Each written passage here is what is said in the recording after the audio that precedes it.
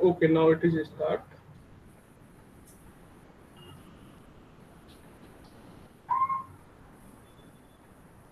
Copy lag still.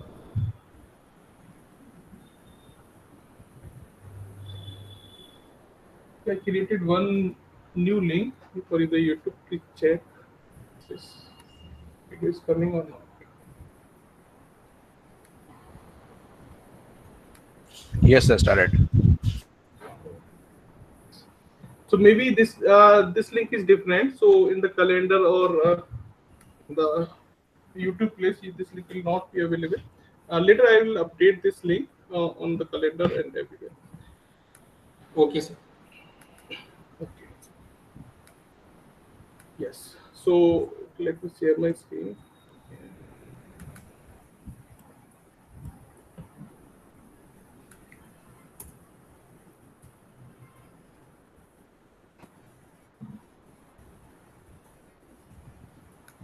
Okay.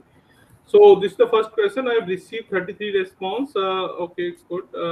So I'm getting C option as a correct by the most of you. 22 and 8 is also marked A and D2. Okay, fine.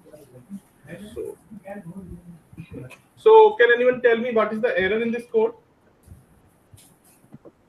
and why the output is coming for 4? Why the output is incorrect? Sir, the line number 4, that for loop range will go up to the, it should be +1 the range. So then you can get that as false. Sir, for 2 we are not checking. Actually, this is starting from 2. So when we take 4 as an input, 4 by 2 will be 2, right? So it will take that as an input and it will give an error because that will be divisible by 2. Yes, sir. Okay, so Sir, actually, range No, will this start from... for loop should have one more number extra, sir. When it comes up to the 4th, if it is 4, We should in start it the from range, 3, right? Therefore, it will go for up to 3 only. It will not go to the 4. So I will go range only up to 3. Hence, it will return as false. But whereas the answer should come. But true it's means- not a division; it's a floor division. yeah, it's a floor division, right? So that for loop will not run itself, right? For No, 4. no. So it will For say loop is that actually 4 correct. is fine. For loop loop is will actually run, correct. sir. For Let loop sir will to run. explain. Let sir do. Fine. I think the loop should start from 3, not from 2. okay, so 1 second.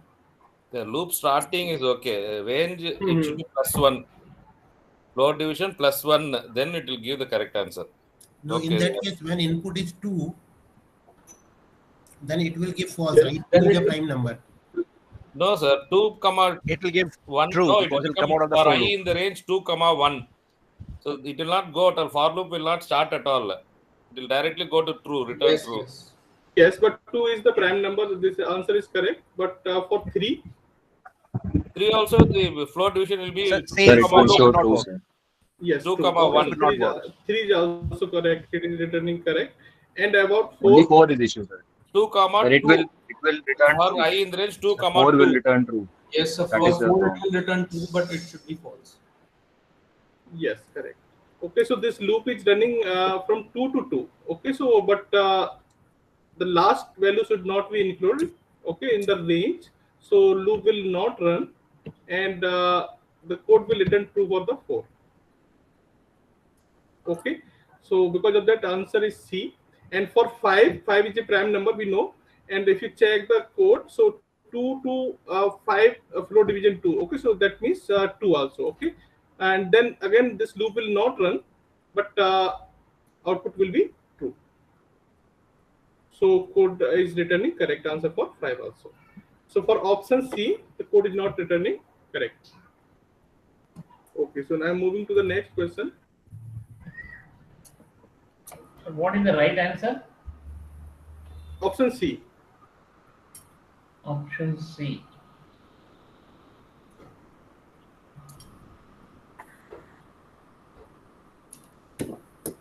Are there any options for this code?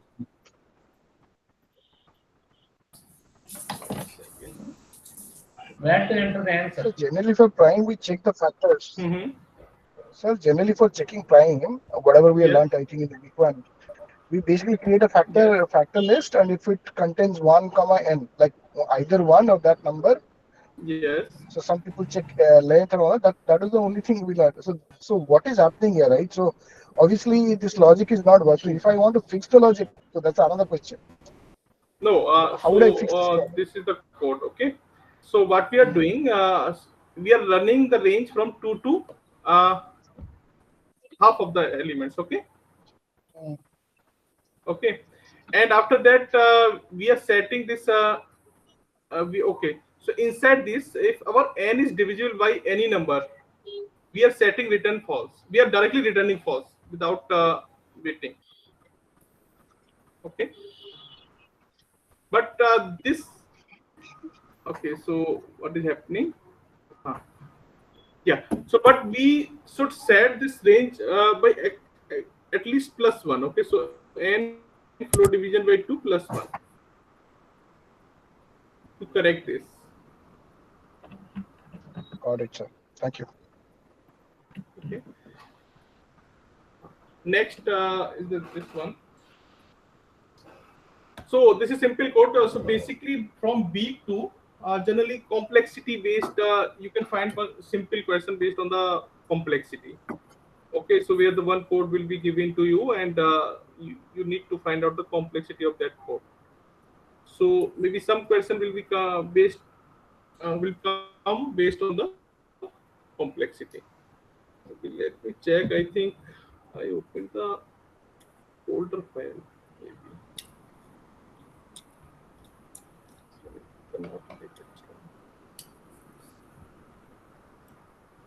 Sir, complexity, sir, how to represent in Mm-hmm. text format? Means we need to write big O type. Yeah, just simply type. No, what option is coming to you? We are getting the text prompt. So just Yes, type. it's showing to write. Yes. So with the big O you can type. Okay. In exam, basically we not ask this question as in any numerical input. Okay, we will give the option to you, but here actually in the presentation we are asking. Okay, so I've received 29 response. Let me open the response. So yes, n square, okay, n square, yeah, n square. Sir, but where is n given, sir? You need to check the code. It is in range n, so you can take n. Yes. So Sir, what, here. sir? What? Where n given, sir? N is not present. For I Yeah. in range n, so there is n. So here in the inside the loop, this n value is given inside the range, na? Sir, but this code will produce error, no? Here one code snippet is given, and so doesn't matter this code is returning something or not. But here we are asking the complexity of the code. Maybe this is a part of the one code. So O n square. O n square. Okay. So here we are simply asking that if we run this code, okay, and if so, in general we are not assigning any n value, but we pass any n value. Okay, so n could be anything. So what would be the complexity? Depends on the input n. So simply check this loop part. Okay, so I loop is running fully 0 to n minus 1. Okay, and for each value of I, j loop is also running 0 to n minus 1. Okay, so total how many? Just see this line number 4. Okay, step line number 4, s equal to s plus 1. How many times this loop will run? N square. N square. Okay, so for each value of I, j loop will run n time. So for n time, for n value of I, this j loop or line number 4 will be run n square time. So based on this loop information for simple code, we can decide the complexity. Yes, sir. Okay. Next one is this one.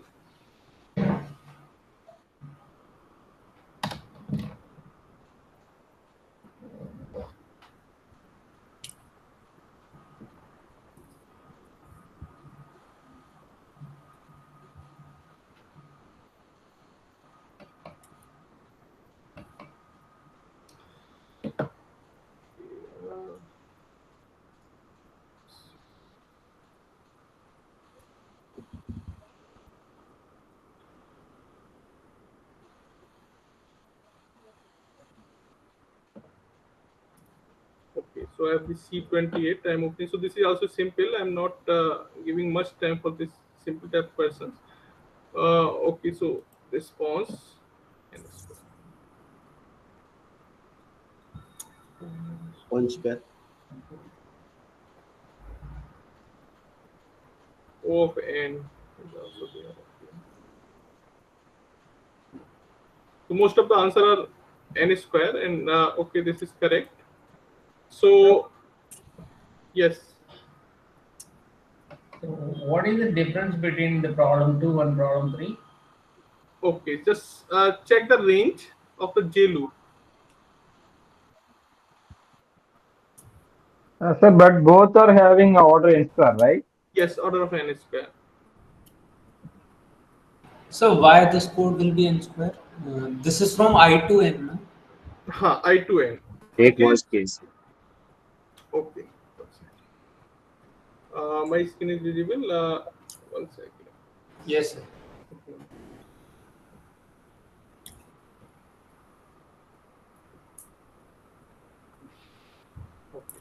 So initially, I loop is running from I equal to 0 to n minus 1. Okay. Inside this J loop is running I to n. Okay. So for you can simply relate in the both nested loop. So for 0, J loop will not run any number of times. Okay. So 0 to okay, one second. So J loop will run total n minus 1 times. Yes, sir. Okay, I to n minus 1. Yes. So in the first iteration, when I equal to 0, then J loop will run total 0 to n minus 1. That means n time. Okay. And when I equal to 1, okay, then we will start 1 to n minus 1. Okay, so total steps are n minus 1. Okay. When I equal to 2, so loop will start from 2 and n minus 1. Total steps are n minus 2. So in each steps, you can see this number is decreasing. So we are getting this type of list series n plus n minus 1 plus n minus 2 like this. Okay, dot dot dot 3 2 1. Okay, so if we add this list, we get this n equal to n plus 1 divided by 2, this type of formula. And when we multiply this, so this n into n, we will get n square terms. So this is the highest order of our term. So we will consider this as a complexity. Order Oh, of n square. okay. Okay. Thank you, Sir, sir. this will be n into n plus 1 or minus 1? Okay. So this is plus 1. If we remove this one step, then we will consider this n minus 1. Okay. Okay. Okay. We moved that n, right? Mhm. Okay. Yes. Okay. So still we will get the same complexity. Okay. If we are getting n into n minus 1 divided by 2, still we will get the same order of n square complexity. Okay. Next one is this one.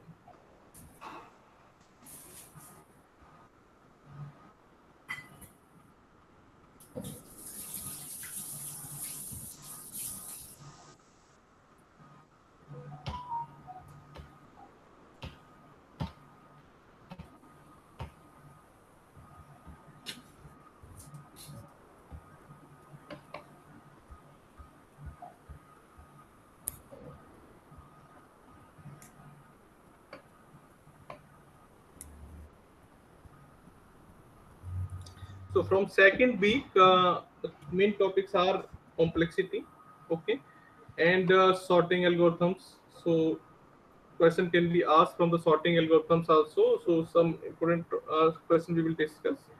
What type of question generally asked, and searching. So these are the main topic. Finally, search.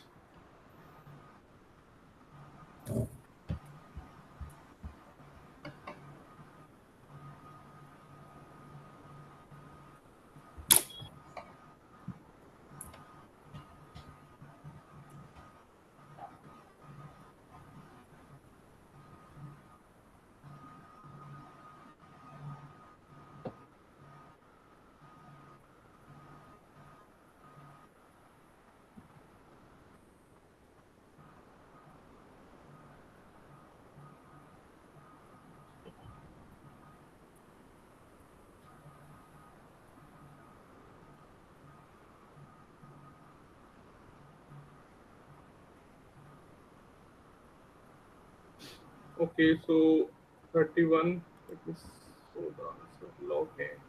Okay. N by 2 and log n. Okay, n by 2.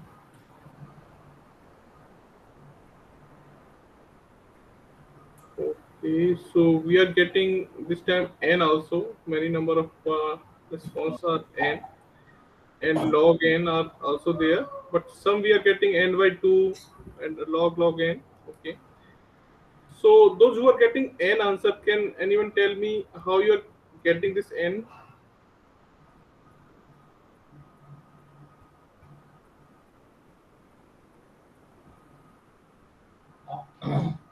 I is from 1 to n. No? So Yes. so So S also will be looking n times, and I also will be looking to n times. No? huh. So I we are starting from 1, okay, and the condition is I is less than n. But can you see in the while loop? So what is the rate we are increasing for the I? I is increasing on 2 times of y. Every time we are doubling the I, okay. Yeah. So can we relate this increment in the complexity? So what value we are getting to reach the n? So that should not influence the complexity, no? No, it is effect. No? Okay, so suppose just take one example. 64. N value is equal to 64. Okay.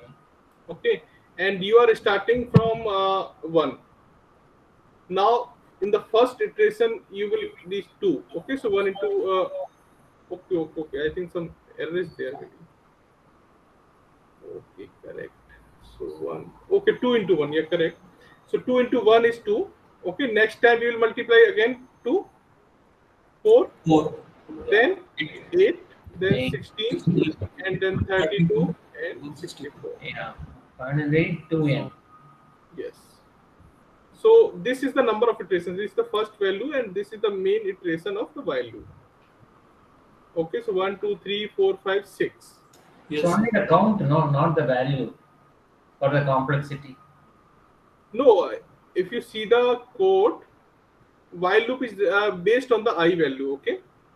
Yeah. Okay. Okay, and when we are so when we are getting this I is greater than or equal to n, we will stop. So our code is dependent on the number of steps dependent on the I value, and I I value. is increasing by multiplication of 2. So if we are giving n equal to 64, so how many steps are required to reaching this 64 value? 6. You can see. 6 steps. Yeah. Yes. So this 6 is actually a value of log n. Yes. 6 is Okay. the value of log n, not n. Log Base, n. base 2, base 2. Base 2. Okay. Okay, if we are writing log n, so in general we consider the base 2. Base 2. Okay. No, So that's log 64. Log 64, what is the value? For the log 64, we can simply write log 2 power 6. to the power 6, and this will be 6. Okay. So here if you are giving n, then what is the total number of steps? Log n. So, sir, answer is log n, right? Answer is log n, not n. Okay. What, And sir? correct answer is log n. Log n. Yes. So complexity we can write big O log n. Sir, I still miss the point. 64, you are writing that as 2 power 6, is it? Yes. Same time, n, what you will write? So you write 2 power n? Yeah, so this 6 will come before the log. Okay, so this like 6 log and 2, and this base is also 2. So this value is equivalent to 6 now, so 6 times now. Sorry, Is the code running 64 times or is it running 6 times? It is 6 running times. 6 times. So this That's while what- loop is running 6 times. for the value of n to be 64. That's where it's getting confused, sir. When it is 2 power 6, then you're writing as 6 log 2 to the base 2. Then Hmm. log 2 to the base 2 becomes 1. Yes. So it becomes 6, no? So that way it becomes n, is it? So why n is 64? No. When 2 power 6 is becoming 6, Hmm. so n is also to be converted to the log to the base 2, is it? That time it will become n instead of log n, no? No. So we are counting the number of steps. Okay. Here, if we are giving any value of n, suppose 100, and we can give any value. Okay. But how many times this loop will iterate? Okay. So Is you're how talking many about steps are required to reach this I equal to n or greater than n? So this number of steps we are calculating. So in the case of n equal to 64, we are reaching this 64 in 6 steps, 6 iterations. Okay. And for complexity, actually we consider this total number of steps for execution. So because of that, complexity of this code is log n. n log n, you're telling? No, log n. Log n. Yes. Okay. And some answer is also they're like n by 2. So generally we not represent the complexity in that way, big O n by 2. N by 2 means we can write simply big O n. So this fractional part we not included in the complexity representation. No. So if you are writing n by 2, so this is not the correct way of the writing the complexity. So sir, it will be So- n. If their steps are n by 2, it will be n. N, yes. We do not include constants. Yes, constant we all remove all the constant in the number of steps. We directly relate with the input. Sir, can you go to the last question? I have a small doubt which is related to this. Which one? Suppose, sir, we have two loops like when we do in the counting sort, right? Suppose the outer loop is running n times, and Okay. this inner loop is running r times, where r is very small than n, right? In that Yes. case, we write complexity as n plus r. How can we calculate that? So if this information is given like r is very less compared to the n. Right. Okay, so we can write the complexity in the term of n. Okay, we can ignore the r term. Otherwise, you can also write the complexity with n plus r, like this. So I was trying to calculate that, like in normal case, we calculated for this, right? First time it will run n time, then when I equal to 2, it will run n minus 1 time. So finally we get a series 1 plus 1 plus n times, right? When we sum that, we get n into n minus 1 or n into n plus 1. But how can we calculate that when it is n and r, how it comes n So plus r? this will become n into r. So, but can you just show me how can we get n plus r? I was trying that, but I could not solve that, sir. Okay, so you are saying this first loop is running 0 to n minus 1. N man time, and the inner loop is running r time, but r value of r is small. Anything. Also, we are not saying this is small or big, anything. Okay. So this is running 0 to r minus 1. Right. Correct? Correct. So for I value, so for single value of I, okay, so I when is 0, j loop will run r time. R times, right? Okay. Again, so that means j is not dependent on I in this case. So Right. I equal to 1, j will run again r time. Okay. Okay. So are you writing anything? So not visible to you? No, you're. Yes, I am writing.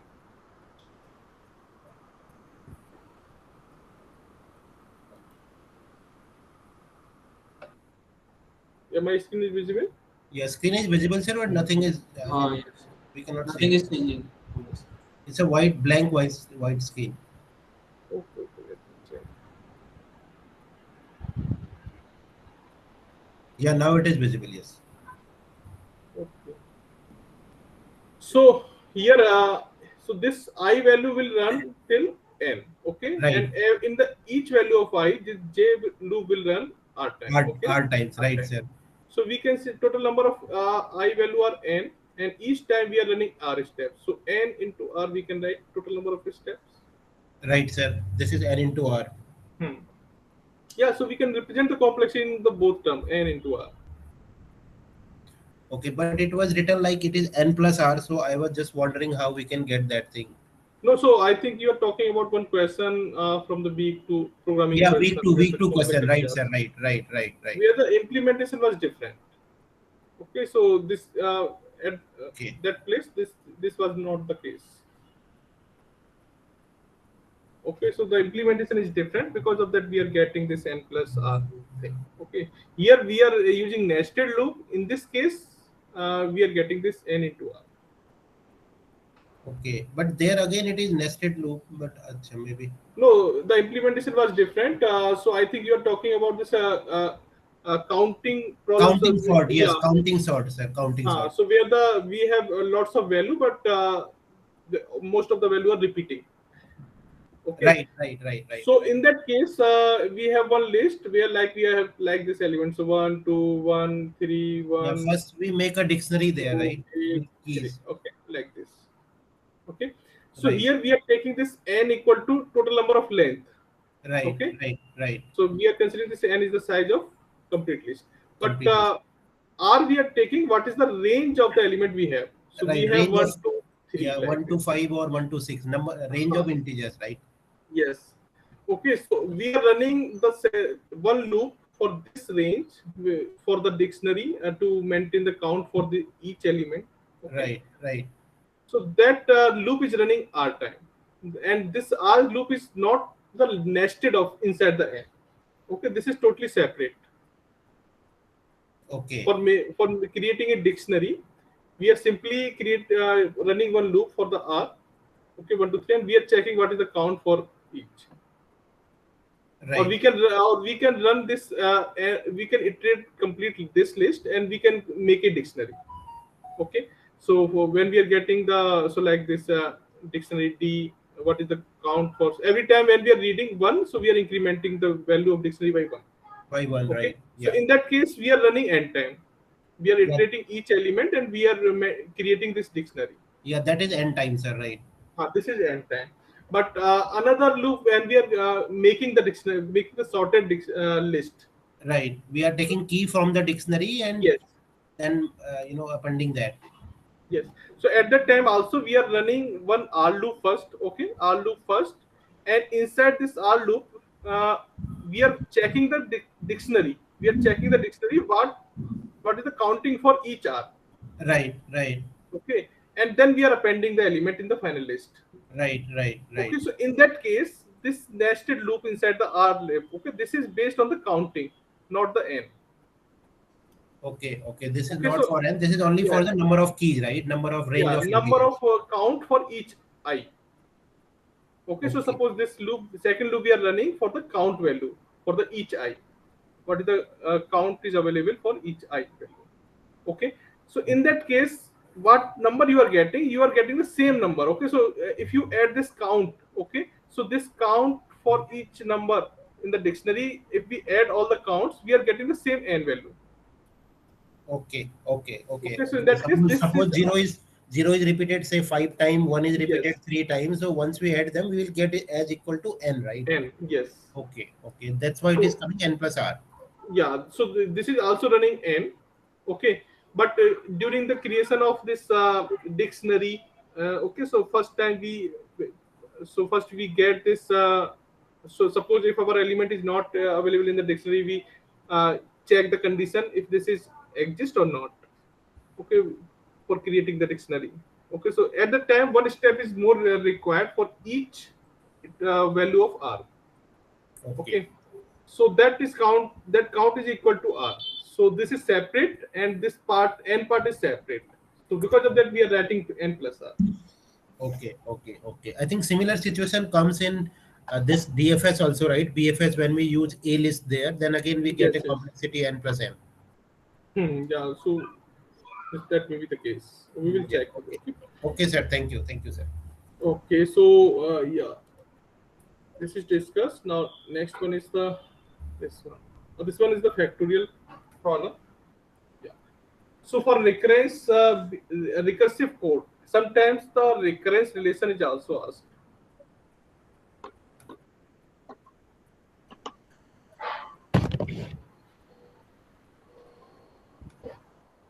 Okay, so recurrence relation we generally use to calculate the complexity for the recursive code. So you have already seen some algorithms where we are using the recursive approach like quick sort, merge sort, these algorithms, and later we are also checking for maybe another problem. So here you can also see in the factorials we are using the recursive code. So what would be the complexity for this code and what would be the recurrence relation? Okay.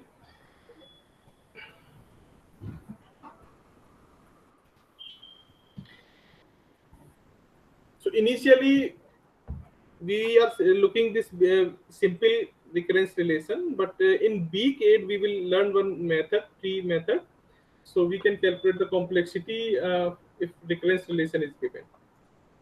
Okay.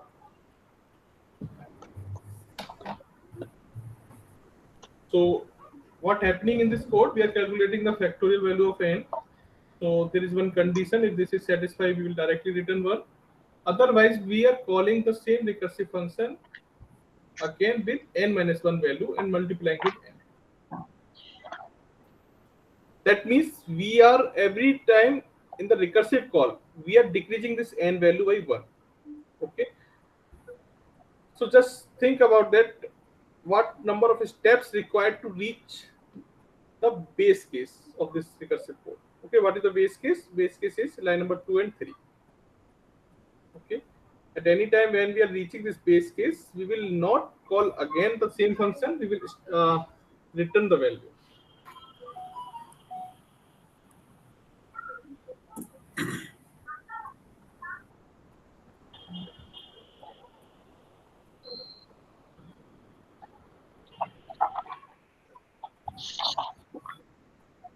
Okay, and the answer.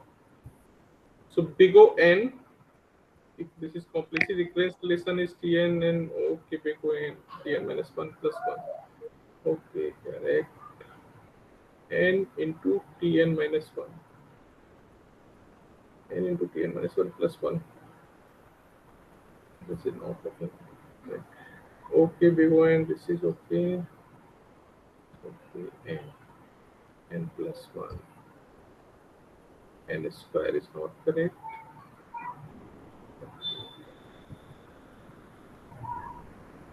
Factorial. Sir, which one of these are correct? Yeah, I am just explaining. Okay. So actually this answer is correct. Tn equal to Tn minus 1 plus big O 1. Okay. And complexity Sir, is... if I write just plus 1, that is incorrect? that is also okay. That is also correct. Okay, so this is just a representation. So you can also write the steps in the remaining part. Okay, so correct answer is this. And now complexity is order of n. So let me tell me how we calculate these things.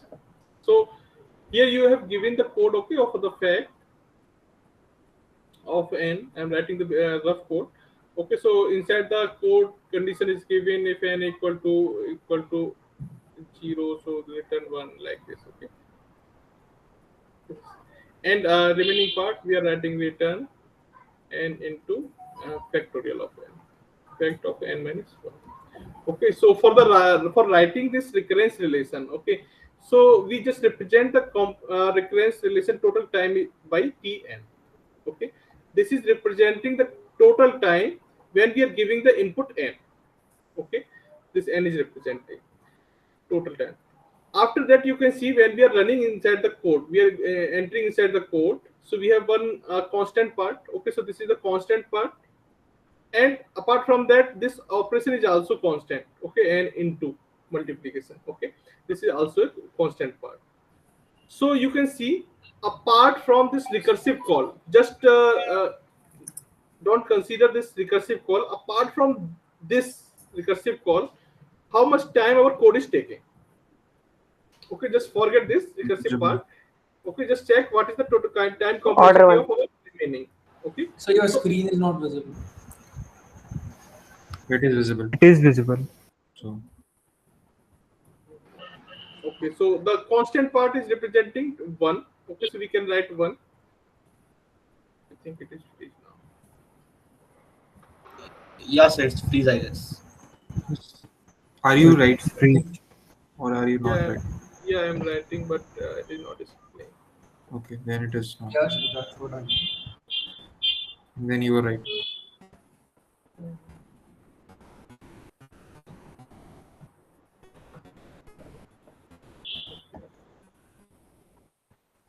Okay, so this is the constant part.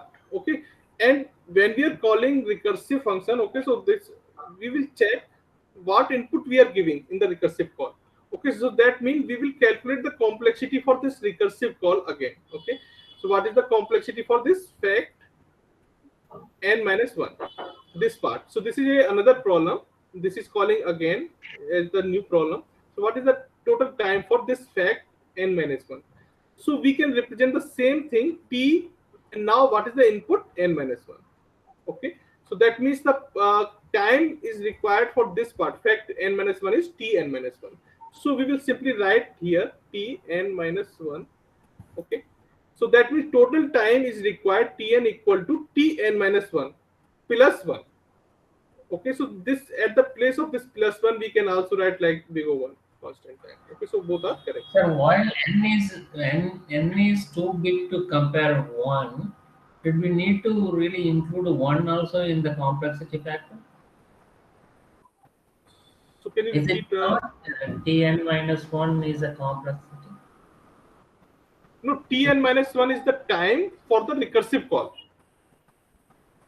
But Okay, and apart from when you ask me what is a complexity, and we are talking yes, about time complexity. yes. So yeah, for the time complexity, we will solve this recurrence relation. Okay, so this is the recurrence relation for this recursive function. Now we will solve this recurrence relation. So we can solve using a substitution method or iterative the induction method. We can simply explore this expression. So like plus 1. Okay, so Sir, should we need to search for master method because we have learnt only the substitution method very well. so master method is not covered in this code, but you can explore this master method where some formula is given. Okay, some Sir, representation is means given. for examination point of view, the back No. substitution will be enough. Yeah, so this part is only enough. Okay, and in B8 we will discuss one method, tree method. Okay, recursion tree method. Sir, I am So saying for quiz, sir, back uh, substitution will be enough. yeah, so for quiz 1 it is enough. Means the simple back substitution. There could be many complex one. Yes, yes. So this is enough for quiz 1. This is enough for quiz 2. You will get more, maybe more complex recurrence relation, but you can solve that using recursion tree method. Okay, so here you can simply explore expand this expression by, so what is the time required for Tn minus 1? Okay, so this is now new problem. So Tn minus 1 is the new problem, and if we write this once again, I think this can is please.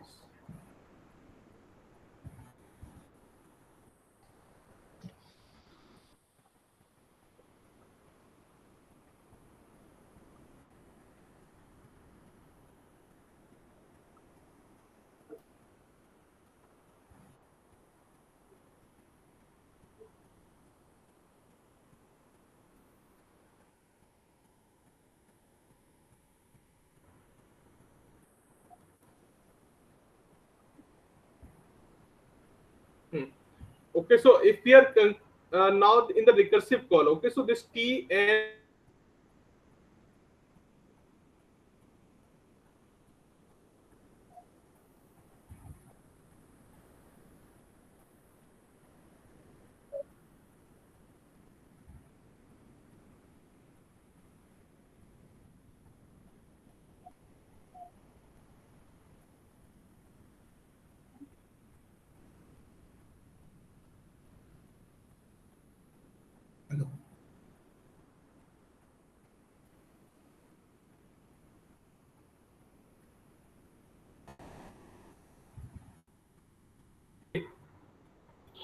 still.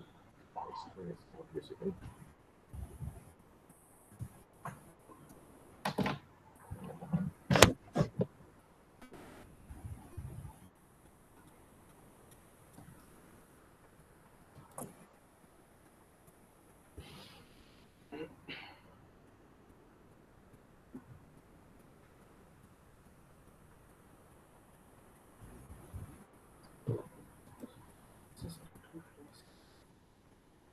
Okay, I'm opening the another editor.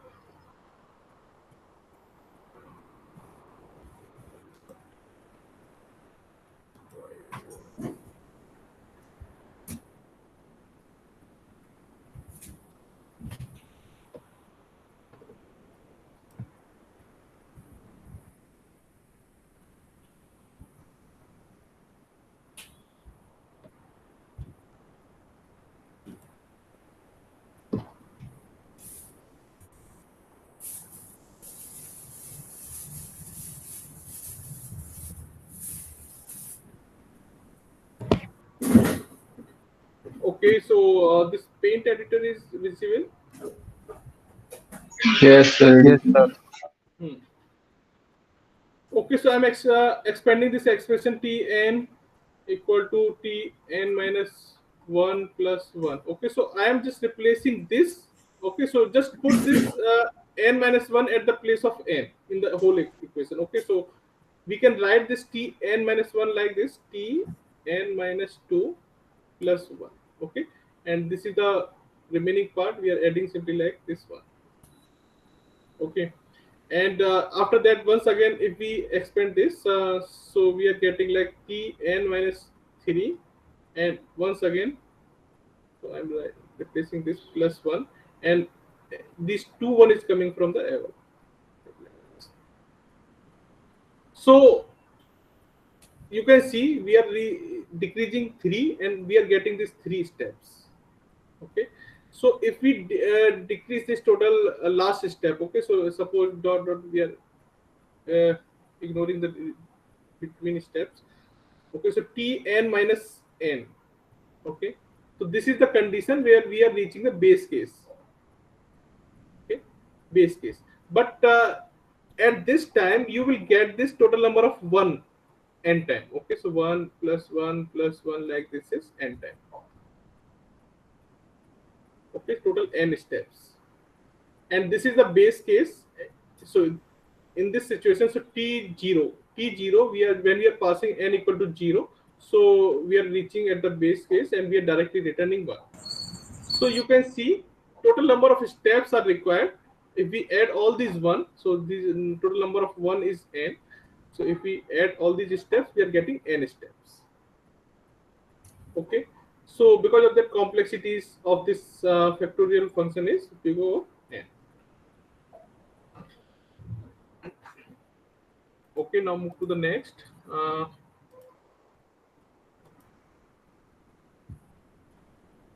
Yeah, this is the another fact. This is recursive call, but this time we are calling 2 times the function. Sir, the correct answer for question 5 is big O of n, is it? Complexity is big O of n, and recurrence relation is Tn equal to Tn minus 1 plus 1. That's a recurrence relation. Okay. Yes. Thank you.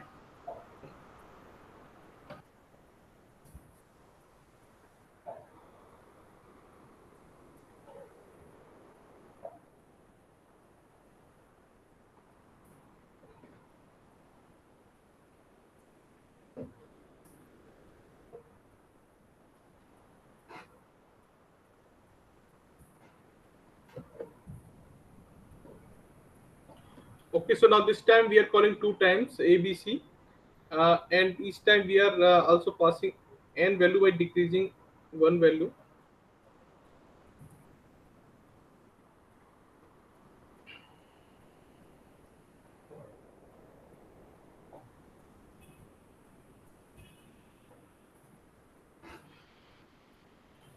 Okay, so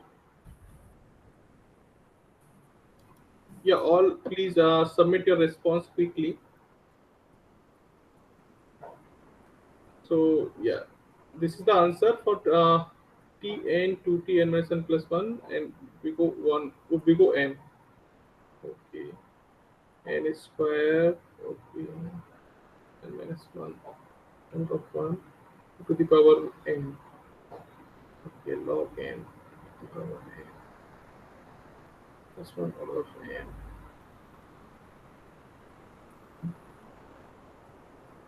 Okay.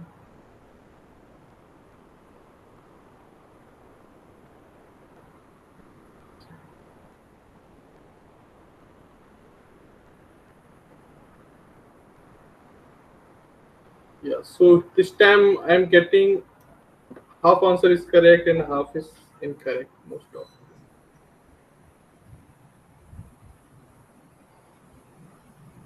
Okay. So for this problem,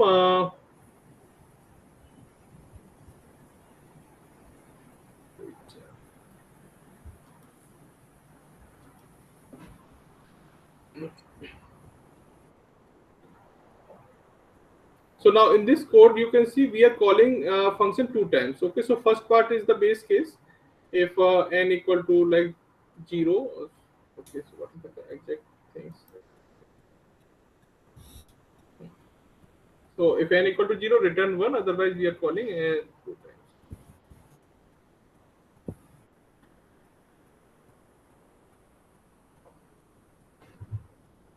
So return 1. Otherwise, return a b c n minus 1 plus a b c n minus 1.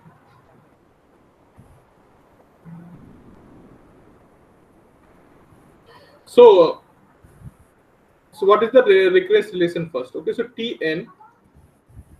So in the every call, okay, so in the every call base case is given and two calls are there. Total two calls are there, and both calls will run separately. Okay, so that means in every call we will call two times. So if you draw the diagram for this, suppose, so this is the first part. Okay, when we are calling, but inside this call we are calling two times the same problem. Okay, and again you will call the two times again. So calling structure is this, and so we can see apart from this recursive call, what is the time required for the code?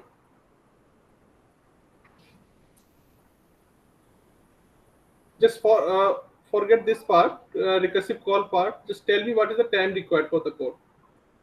Order 1. Order 1, correct. Okay, so I'm writing plus 1, and how many calls we are using inside the code? 2. 2, and yeah, 2. So that means 2t, and each call we are passing the same input. Okay, and minus 1. So we can write like this. Okay, 2t and minus 1 plus 1. Okay, so this is the recurrence relation for this code. And now how we can write the complexity, calculate the complexity. So Sir, hmm, hello. In yes. this, if another one was n minus 2, then what will be happen? Then in that case we will write the tn, like suppose another one is n minus 2. So tn we will write the separately. Okay, t n minus 1 plus t n minus 2 plus 1, like this. Okay, sir. Okay, so we will write separately and we will solve separately. So in this case you can see we are calling two times, and apart from that we have only one cost. So logically, just draw the diagram for this call structure. Okay, so just draw the call structure for this. So we are starting from this first call. Okay, so I am writing this, and inside the first call we are calling two times. Okay, so every time. Okay, so in the each step our code is taking only one steps, constant time. So in the first calling steps, okay, so this is the first level. We can say this is the first level. We are calling two times. So that means total number of steps is required two at this place. Okay, 1 plus 1 is 2. If we write again, okay, So if we explore one more time, so our call will be look like this. So in the one child call, okay, so this is the one call, this is the first call, okay, and this is the second call. So in the same things, if we will repeat the same thing, so inside the every call we will call two times again.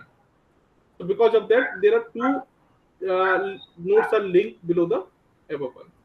Okay, now in the next step, total value are 4. Okay, and every time initially we have size n, in the next level we have size n minus 1.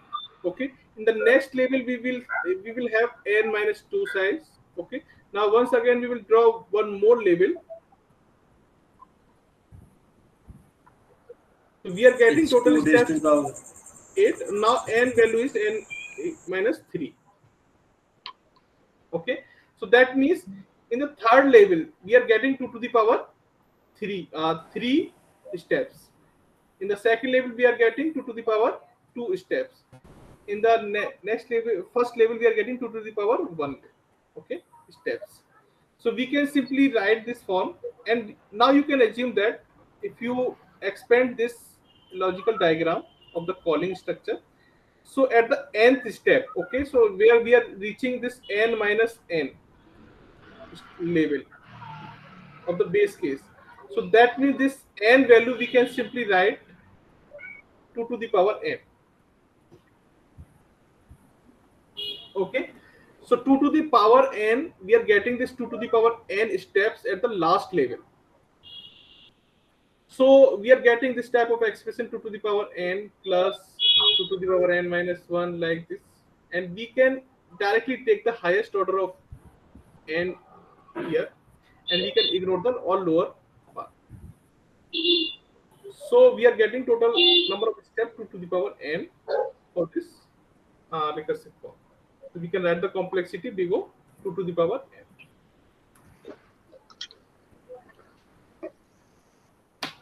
Okay. So I have one doubt. Mm-hmm. So like in the base case, you're checking if like n is equal to 0. So that's why the plus 1. So what if there is like two conditions checking like n is equal to 0 or n is equal to 1 return something else? Will it be Mm-hmm. plus 2 then? No, actually not plus 2. So if our constant is the remaining part is constant, or maybe it may be 1, 2, 5, 10. Okay, that is not dependent on the input n. So we can simply write 1. Okay, so even Constant if means there's 1. like so if there's like more than like one if condition to check, we have to still Yes, write yes. plus Still 1. we will write 1.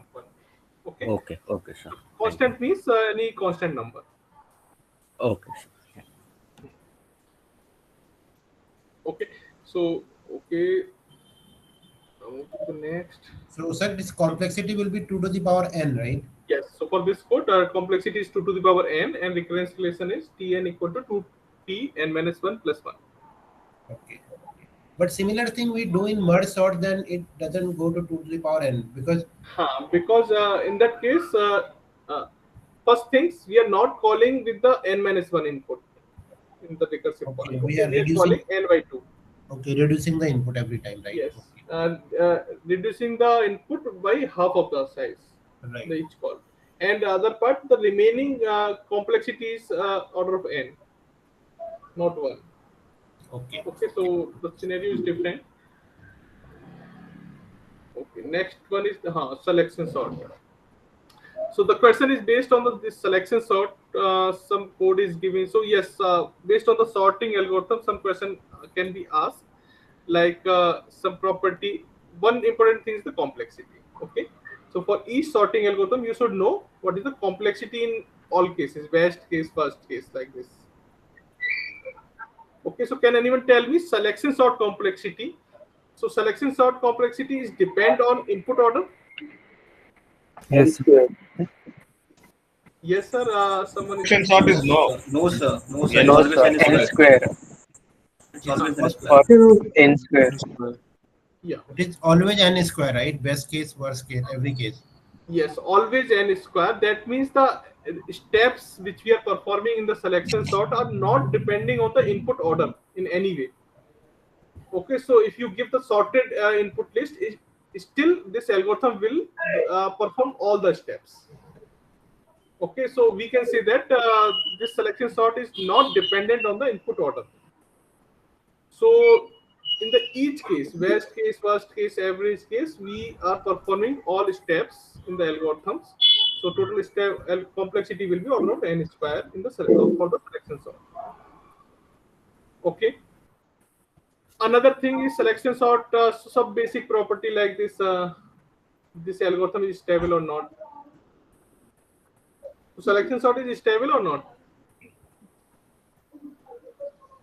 Is unstable, but Not is not stable. Not stable, sir. Not stable, yeah, correct. Sir, what does it exactly mean by it is unstable? Yeah, so meaning of stable is if we have similar value, if we have similar value in the input list, okay, more than one similar value in the input list, so order of these similar values should not be changed in the output sorted list. Are you getting? No, sir. Okay, one second. So suppose we have one list like this 1, 3, 2, 3, and 5 and 4 like this. Okay. So here you can see we have 2 times 3. Okay, so this 3 is repeating 2 times. So this is the input. If we assign any marking of this, suppose that this one is the A and this one is the B. Okay, and our sorting algorithm will definitely sort this input list, and the final output we will get like this 1, 2. Yeah, please mute yourself if you are not asking any question. Some noise are coming actually. So 1, 2, 3, 3, 4, 5. Like so, okay, you will get this output by the sorting algorithms. Okay, so but in the sorting algorithm output, are we changing? So are the sorting algorithm changing the order of this similar value or not? So if our sorting algorithm is always produce the same order of the similar element without changing the order, that algorithm is called the stable algorithm. If our algorithm may change the order of similar element, so that algorithm is called the unstable algorithm. Okay, so if we are getting always this type of situation, so same order, okay, for the same element, so that means algorithm is stable algorithm. If this order may are changing for any case, so we can say that our algorithm is not a stable algorithm. So this is the property. Okay, so stable sort algorithm is not a the selection sort algorithm is not a stable. Okay, so it may change the order of similar element. Now here the question is given that some inputs are given. Okay, and it is asking for which of the input order of this list output is not stable.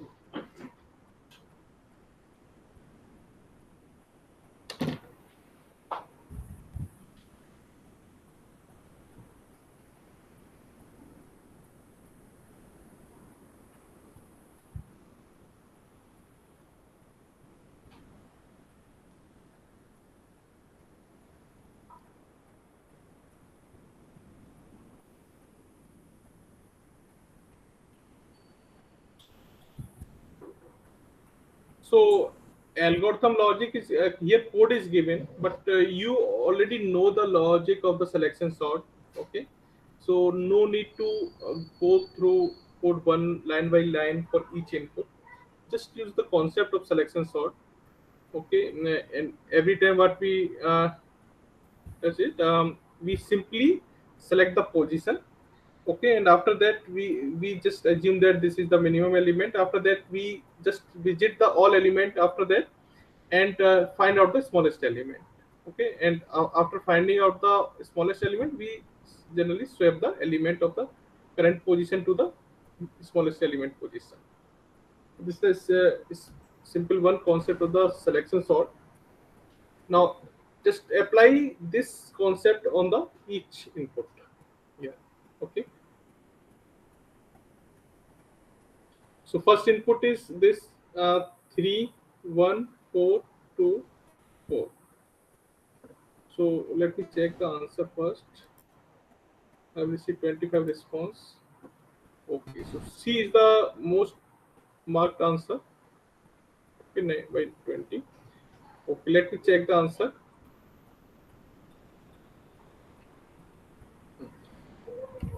So just quickly sort this using a selection sort concept. So first we will 3. Okay, so what is the similar element? Just note down this. Okay, so this is the 4. So we have only one repeated element 4.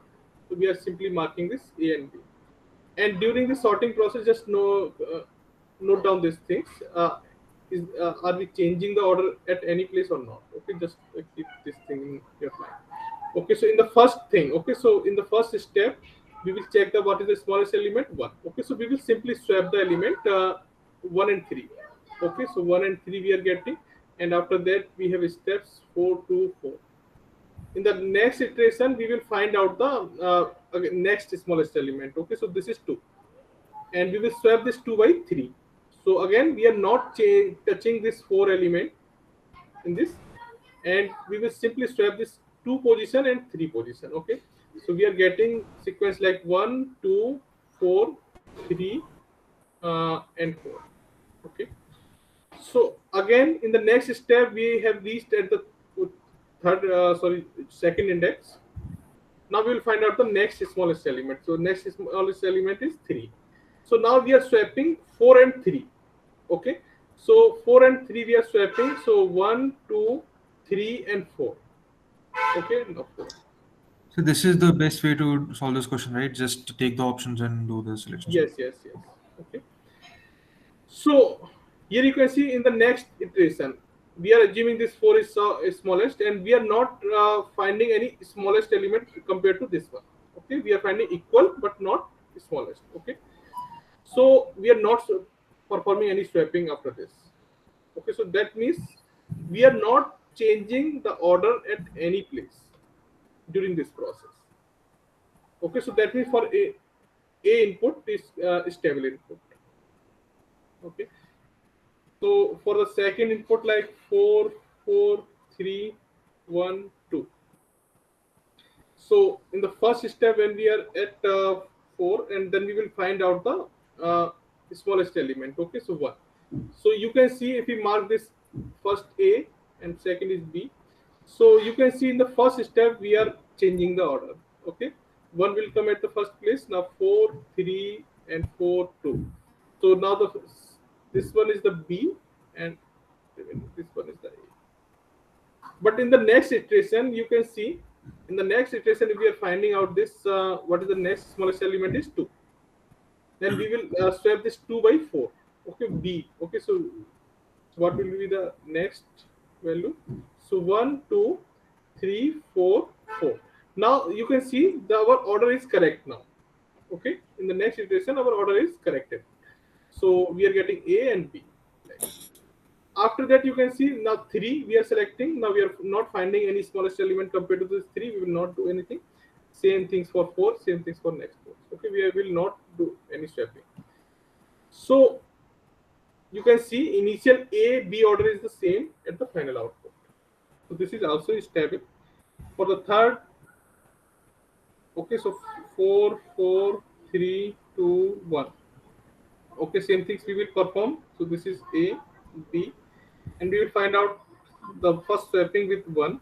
Okay, so we are getting this like 1, 4, 3, 2, 1. Oh, sorry, 4. Okay, so now order is changed. B, A. In the next iteration, you can see the smallest element is 2. Okay, and we will swap with the 4, which is B mark. So we will get this 1, 2, 3, 4, 4. Now first 4 is B and next 4 is A. So you can see we will not performing swap after this iteration. Okay, so our order is already sorted now. So you can see that in this case now our order is changed. Okay. So that means the option C is not stable. Selection sort is not performing stable sorting for this option C. So if you are getting this answer, so you can mark this answer. You can also check for the remaining. Okay, if this is MCQ, you can stop.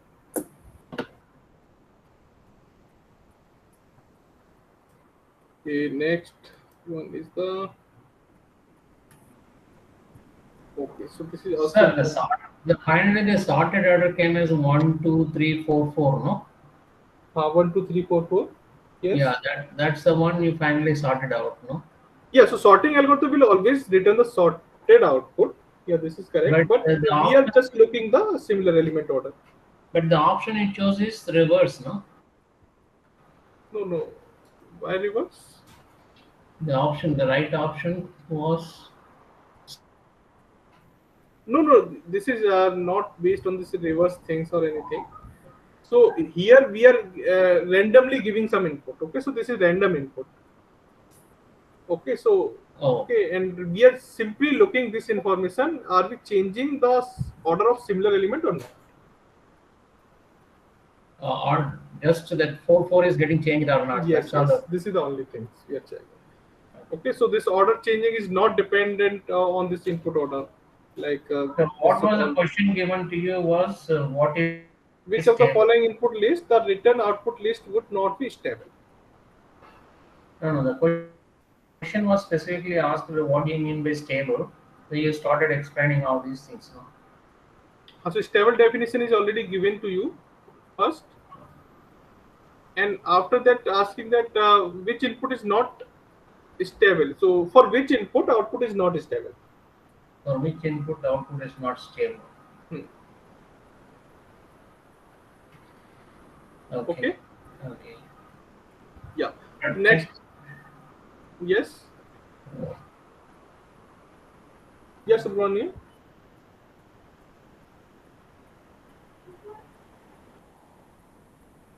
Next question.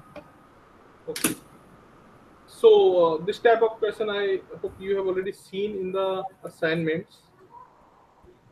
Okay, so here two functions are given, gn and fn, and what relationship we can write based on this information. Okay, fn equal to big O gn. So if you know the property of big O omega, so here omega is not used. Okay, so we need to check only big O condition. If you know the big O conditions, when we write the big O, so you can solve this.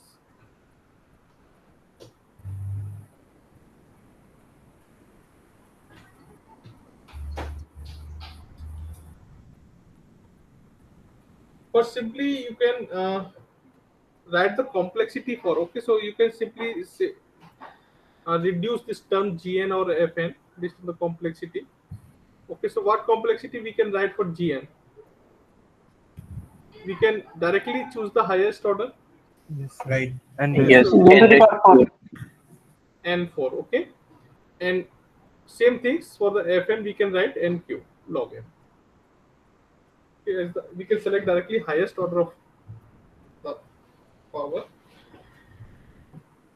and we can write the complexity. Now we simply just check this options, which one is the correct.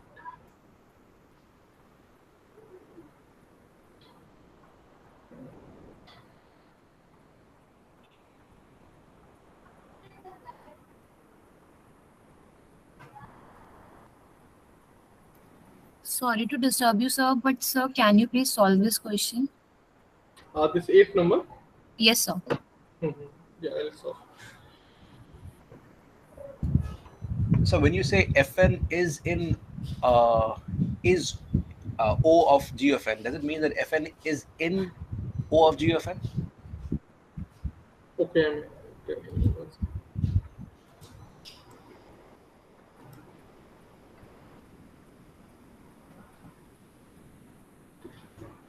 Okay, so when we write this complexity, Fn equal to big O Gn like this. Okay, so definitely, what is the condition of this big O? condition of this big O is, if you remember the graph, okay, so we find out the upper bound. First we find out the upper bound for the function, and this and our main function, okay, which is the actual function, will always be less than or equal to this upper bound. Okay, so suppose this is a gn, cgn basically we can write, and this is fn. Okay, if our this fn will always be smaller or equal to this compared to this cgn, then we can write our complexity like this. So fn equal to big O gn. Okay, so this is the condition. That means this gn parts should be equal or greater than compared to this fn part. Then we can write this complexity. So just check these things. So gn in this question, gn we can write simply n square in the term of n square. Okay, and fn we can write this nq log n. So now you can simply compare the terms. So this n to the power 4 is greater than nq log n. Okay, so gn is greater than fn. That means we can make this as a upper bound. We cannot make this fn as a upper bound for gn because this value is smaller. So we can say that Gn is O of Fn and Fn is omega of Gn, right? Fn, no, gn is greater than fn. Gn is omega fn. Okay. Okay, gn. So here we can make this as a lower bound. Okay, fn, and our gn will always be greater than or equal to this fn. So that means we are making lower bound, and then we can write gn equal to omega fn. But in the options we are simply seeing this big O term. So just check this condition. At any time if you are finding the gn in the big O term, okay, so that means this under this big O bracket, that value should be greater than or equal to compared to this fn, the remaining. Yeah, actually we write it in a reverse way. That is why always there is confusion, sir. Na? So in the Yes. graph in the graph you're saying Gn is big O of Fn is big O of Gn, right? Yes, so I am just assuming this condition. Okay, so if gn is greater than, okay, if gn is greater than of this fn, okay, that means we are making this gn as a upper bound for function fn. Then we can write this complexity. Okay, here gn is greater than. Oh, okay. So I was thinking in reverse, sorry. So now you can see we are getting the same condition for the value, gn is greater than fn. Now just check the option, which option is following this. So we are writing writing this like, okay, so fn equal to big O gn means fn is big O gn. Okay, so here in the Option first B must step, be correct. Yes. What's up? yeah, so for first option we are writing fn is big O gn. Okay, so this first statement is correct. Yes, sir. But gn is big O fn, this is not correct because this fn value is smaller than gn. So Yes, we sir. cannot write big O for this smaller value. Okay, so the second statement is incorrect. In the B option, first statement is correct. Okay, and yeah, so gn is not. Yeah, so this statement is correct. Both Thank you, conditions sir. are correct. Sir, similarly, if the question is for worst case, then the bottom line we will see like CHF HX, right? No, worst case Means if this question is not in big O of terms. Okay, so you are just talking about the omega terms like this, no? Yes, sir. Then So how should we omega could is you actually show me written in this the. graph? So if this omega value is given, then if suppose this condition is given like fn is omega gn. Okay, so that means if this statement is written, this will be true if this gn is smaller than or equal to this fn. Okay, so in the graph actually, when we find out the lower bound, okay, so that means we are calculating the lower bound. So here Gn is coming at the lower place and Fn will come at the higher or equal to. So if we are getting this type of graph, okay, so here Fn will always be greater than or equal to this Gn, Cgn. Okay, then we can write the complexity Fn equal to omega Gn. Sir, Okay, if it is also is equal, then also this is true. Yeah. Yeah, equal. This is also true. Okay, equal condition is also included. So here Gn is omega Fn, right? No, for the lower graph, here This F we will write this Fn equal to omega Gn. Gn is lower bound for Fn. Yes. Okay. So this is the actual function Fn, and we are finding out this lower bound. Then we can write complexity Fn equal to omega I'm G. asking in this question, Gn is omega Fn, right? In this Yes, question. Gn is omega Fn, correct. Hmm. Okay. And option C, you can see Fn is not Gn. This is incorrect, and this is true. Okay. And Gn is omega Fn. This is incorrect, and this is also incorrect. Okay. So only option B is satisfying the condition.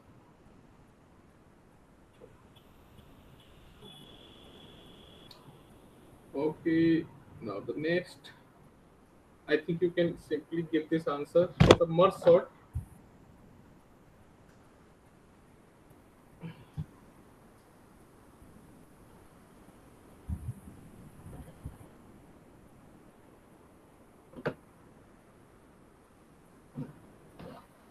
So merge sort, what is the recurrence relation of merge sort, and what is the best and okay, so it is asking recurrence relation of merge sort in best and worst case.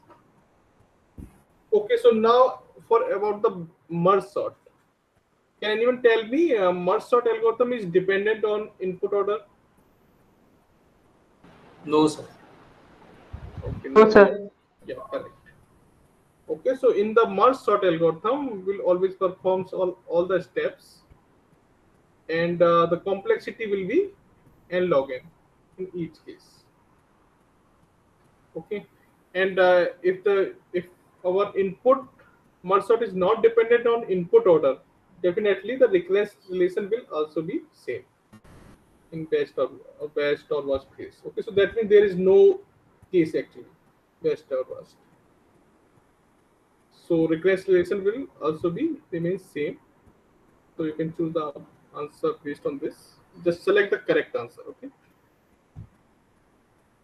And insertion sort is not covered. So okay, tell me what is the complexity of insertion sort in In all? best case, n, and in worst case, n square. Worst case and average case n square. Okay. And best case is n. Not the question is what is the best case? What is the Best case, situation for best case? a sorted list. Already sorted, you just have to do a pass through. Sub-sorted list. Yes, correct. Sorted in correct order, sir. Mm-hmm. You want to do a ascending order, then it should be in ascending order. Yeah, If it is not otherwise it's worst order, case. then it is not best case. So if our input is already sorted, then this is the best case for insertion sort. Why? What is the concept behind this? Because in the insertion sort, we select the element and we insert the previous sorted element. Okay, in the correct position. But here, all the elements is already sorted. Definitely, we will not insert in the previous part. Okay, so the condition will become false in the one step, false in the one steps when we are checking the condition. Okay, so for the insertion. So if list is already sorted, so another loop will not run. So another loop while loop will terminate in the one time, constant time. So because of Sir, that, sir, wording you have to say, no, sir, sorted in the correct order. correct order. Yeah. So in general, we when we talked about the sorting algorithm, so we assume that we are sorting in increasing order. Okay, sir. Okay, and if the input order is the in the same order which we want actually. So we can say that this is the best case for insertion sort. And insertion sort is stable or not? Yes, sir. Yes, Yes, it is insertion stable. sort is stable. So just keep this small property in your mind for the quiz. That's the The correct insertion option for sort this. is Yes, stable, no? Sorry. the correct option. Insertion sort is stable, no? No, two are speaking at the same time. Can you ask I one by am one? saying insertion sort is stable, sir. Yes, yes, stable sort. So I'm saying the answer for this question is A, I think. A. Yeah. No. A cannot be the answer. No, no, no. Yeah, I tell that the merge sort is not dependent on the input order. Okay, so Okay, bro. best case, worst case will remain the same. Okay. Okay, so just see this.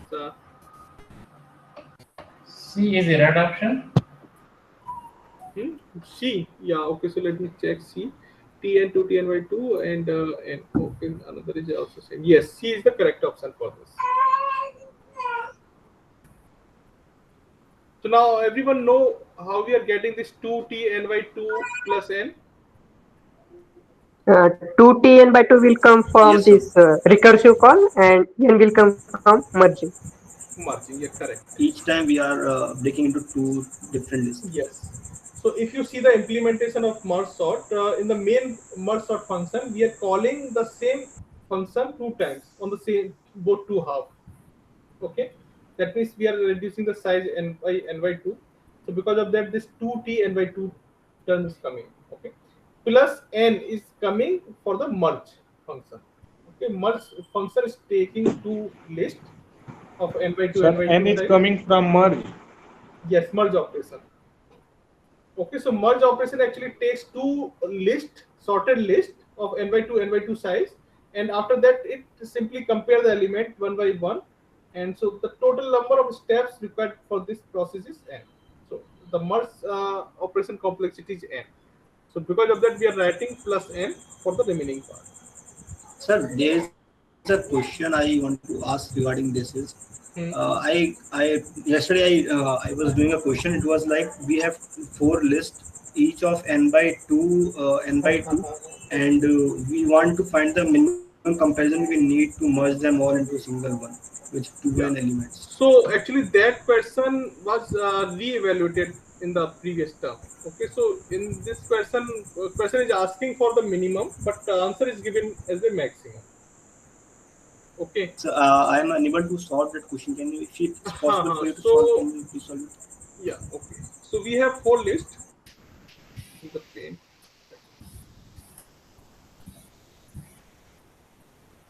We have four lists, each have n by 2 size. Okay. Okay, so now question is saying that just merge in the optical in the two-way merge. Use the two-way merge for this operation and find out the minimum number of operation is required. So we can simply merge like this. We can merge two lists at the one time, and we can merge in that way. Okay, after that Sir, we are what is the getting. question? I am not understanding, sir. So question is that you are given four lists, each have the size n by 2. Four sorted list you are given. Okay, you are given Yes, sir. so like L1, L2, L3, L4. Okay, so you are given four sorted list where the size of each list is n by 2. Now you need to merge this list in the two-way merge method, and to get the final sorted list, how many minimum number of steps required and what is the maximum number of steps required. Okay, so here steps are asking, comparison are asking actually. Yes, minimum number of comparisons. Comparison are asking. Okay. So, so for to solve this problem, okay. So if you remember the merge sort, okay, if you remember the merge sort, if you are given like two list sorted list, okay. So just and each of have the size like I'm taking example n by 2, or you can simply take four element. Okay, so I'm taking four. So what is the maximum number of comparison and what is the minimum number of comparison situation you can identify. So what happen if the elements are given in this way? Okay, so like 1, 3, 5, 7, and here 2, 4, 6, and 8. Okay, now in the merge process, you will create a final sorted list after this merging these two lists. So you will start comparison from first element of each list. Okay, so now one, and you will compare 1 and 2, and 1 will come at the next list. Okay, so we are comparing one time. Just note down this how many comparison we are performing here. Now the smallest element pointer will move the next position. Okay, now what is then we will compare 2 by 3. Okay, so 2 will shift it here. Now our pointer will shift here. Now we are comparing 3 to 4. Okay, so now 3 will shift, and our 3 pointer will be shifted to the next. Now 5 and 4. Okay, so 4 is coming here, and we are shifting here. So now 5 and 6, 5 will come. Okay, now this will shift here. Now 7 and 6, 6 will come here. Now 7 and 8, 7 will come here. And after that, only one element is remaining. So that will not compare by anyone. Okay. So we are simply directly putting this element at the last place. So n by 2 plus n by 2, n operator. Not n operation, n minus 1 operation. N minus 1, yeah. Yeah, last element is actually not comparing by anyone. This is directly shifting. Okay, So we this need is to the ask for only comparison. comparison here. So because of that, we are exactly counting. Okay. So here total, if this size is n by 2, this size is n by 2. So this is the maximum number of comparison situation. Okay. So we are getting n minus 1 comparison. Okay. So this Minimum is the will be max. 4. Yeah. What is the situation of for minimum? Okay. So will be minimum 4. situation will be yes 4. So like the situation, if one list is already sorted 1, 2, 3, 4, and then another is start like this 5, 6, 7, 8. Okay.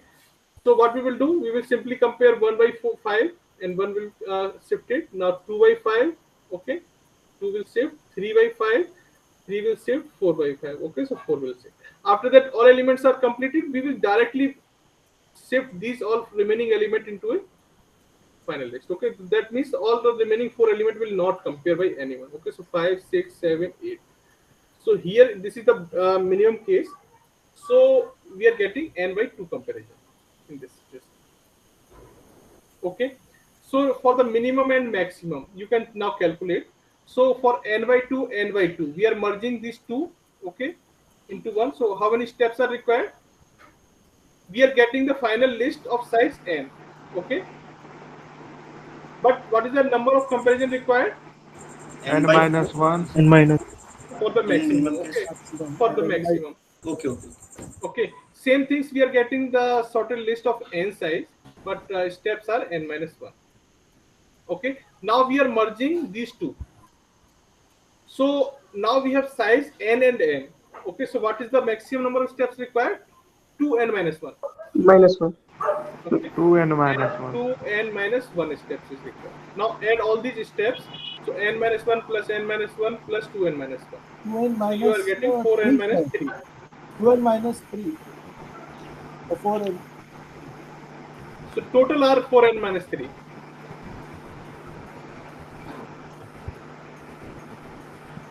Okay, this is correct. Yes, that's correct. Sir, how it's 2n minus 1? It's n minus 1, then n minus 1. No, not n minus 1. We are remaining only one element after merging. Okay, so if we have n by 2, n by 2, so n by 2 plus n by 2 minus 1 steps are required. Now we have the size n and n. So n plus n minus 1 is required. So 2n minus 1 is required. In the maximum case. 2n minus 3, sir. Not 3. No. Double of that and minus 1, sir. Double of that minus 1. So n minus 1 plus No, n minus only in the, this is the always case.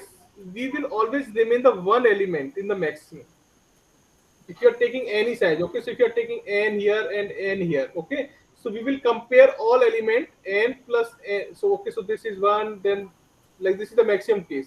So in last you will get only one element remaining. Yes, right, sir.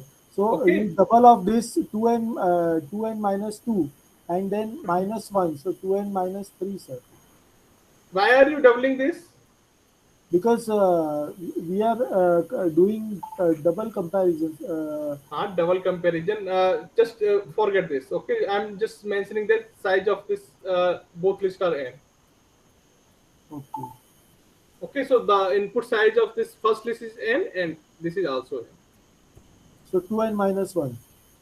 You will get 2n minus 1 maximum steps. But Okay. here it is n. Okay. Right. Okay, size is n minus n of the input sorted list. Okay, this is the size. Okay, so n plus n minus 1. So 2n minus 1, this is the required step, and final size of the sorted list will be 2n. So we will add all these three, and we will get the 4n minus 3. This is the maximum number. And what is the minimum number of steps required? So you can see that this is n by 2. Okay, so in the first step, okay, so we need n by 2 in the first, and this is also n by 2. And when we are merging this n and n, we are getting n. Okay, so n by 2 plus n by 2 plus n, total 2n. So this is the minimum number of comparison required. Is it clear to everyone? Yes, sir. Okay. So this is the case of merge sort. I think explanation is not required for merge sort. This is, I think, okay.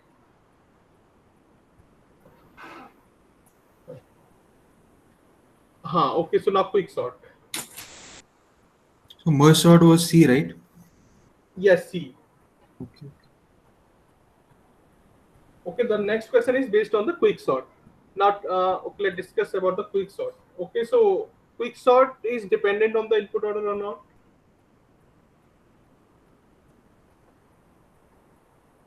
Yes, sir, dependent. It's dependent, yeah. Yes. Okay, and what is the best case and what is the worst case complexity for quick sort? The worst case would be all the elements are ascending or descending, right? Yes, correct.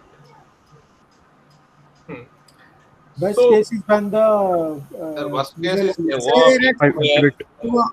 if there are two options, how will we mark? The worst case is O of n square, and average and best case is n log n. Yes, correct. Sir, if there are two options, how we can mark? Yes, sir. We are getting options as MCQ, not MSQ. Oh, okay. Okay, so just you can write in the only one option correct, no? No, more than one answer are possible in this question. But actually, this is not configured correctly. Maybe this is configured as a MCQ. Okay, so no problem. Just discuss the answer. Okay. So first thing, now we will talk about the situation. Okay, so you are saying that if input list is already sorted in increasing or decreasing order, then we can say that this is the worst case situation. Okay, so this situation is dependent on the pivot position or not? Yes, dependent. Dependent. Okay. Yes. So we can say that this situation is a worst case if we are selecting pivot element as a first element or last element. First element. Maybe any. Okay, so first element or last element, both are okay. Sir, in this you are discussing the answer, sir. No, I'm talking about the quicksort algorithm first. Then we will look the option. Pivot is selected as the first element, sir. So if we are selecting pivot element as a first element or last element? First element. No, Sir, it will depend on how the arrangement is there. Yes. So this is not a fixed thing, Subramanyam. We randomize it to avoid worst case, So right? implementation can be different. So in the quicksort algorithm, maybe you learn this first pivot element selection, but we can also implement the quicksort by selecting the last element as a pivot. Okay, so there is no hard and fast rule to select the first element as a pivot. But our course material starts with the first element, no? So one implementation is given, but conceptually, we can select any element as a pivot element. Okay. So now if we are selecting first element as a pivot element or last element as a pivot element, It doesn't matter. That's what they're saying. So the situation of the worst case is actually if when we are selecting the pivot element, okay, and that element is coming at the one corner. Either first or last. So after selecting the pivot element and we are performing partition method, and after performing the partition method, we are getting the position at the last place or first place, any one corner side. And we are getting the same situation every time in the each recursive call. So this is the worst case. Okay, so in the if we are selecting pivot element as a first element or last element, then we can directly say that these things, if input list is already sorted in increasing order or decreasing order, this is the worst case. But if we are selecting random element as a pivot element, then we will say look like this. If our pivot position is coming at the any first position or last position, okay, any corner position, that this is the situation of worst case. And best case is if our pivot position is always dividing the list into approx equal halves. Okay, so if we are selecting any element as a pivot element, and after partition process we are getting the middle position for the pivot. Okay, and after getting this position we are dividing the list in the equal half. So this is the case of best case. So option A is the right answer. Yeah. So for in this question, option B is also. Even E also no, sir. Yeah, I'm just checking the option 1 second. The first option is the best case is when the pivot element always divide the list into two equal halves. So this is correct. Okay. And second B option, the best case is only when the input list is arranged in ascending order. B option is incorrect. Yes. Okay. So B option is not correct. Now C option, the worst case is when the pivot element always divide the list into. So this is the opposite of A. This is not correct. Okay. So D is correct also. D option is the worst case is when the input list is either arranged in ascending or descending order. Yeah, this is correct. Okay, so this D option is correct. Now E option is saying that the worst case is only when the input list is arranged in descending order. So that means this E option is not covering the ascending order. Okay, that is also a worst case. This is saying that only when the input list is ascending, arranged in descending order. So this is also not the complete truth. Sir, but in the question it says assume that the first element is selected as pivot element. No, it is given in the question, no? Yeah, it is given. Yes. So E option is saying that worst case is only when the list is arranged in the descending order. And but D, sir? E option E. The E is okay. D. Yeah, D is correct. Worst case it would either arranged. If it is arranged in descending order, it can. Yes, in the both situation, either in arranged in ascending or descending order. So both are the worst case situation. D and D are nearly. D E is only the descending order. E is saying that only one condition is. Yes, only. Okay, so this is not the true. Another possibility is also there. Okay, clear? So A and D only. Yes, A and D is the correct answer for this. Okay, so just note down this property, and this is also important. So some different type of question can be asked. So okay, so similar type of question generally not repeat every time. So, but the logic or concept will be remain the same for each question. Okay, so just it may be deleted.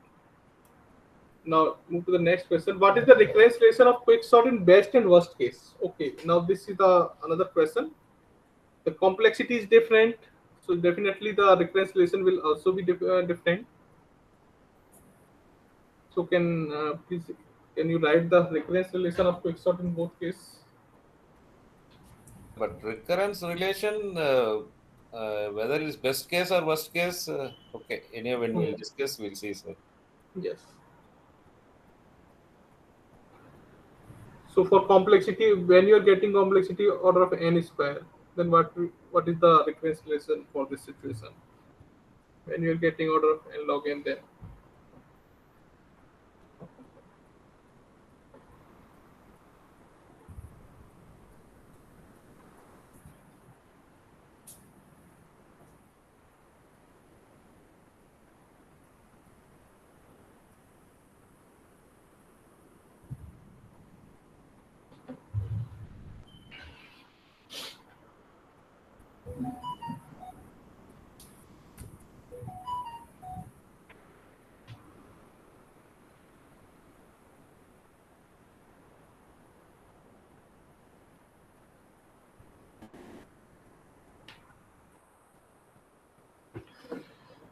Okay, so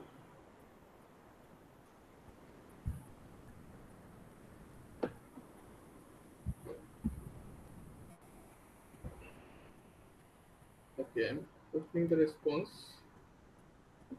Best case is 2 Tn by 2 plus n, and worst case is Tn minus 1. Okay, writing Tn minus 1 plus n. Hmm. Worst case.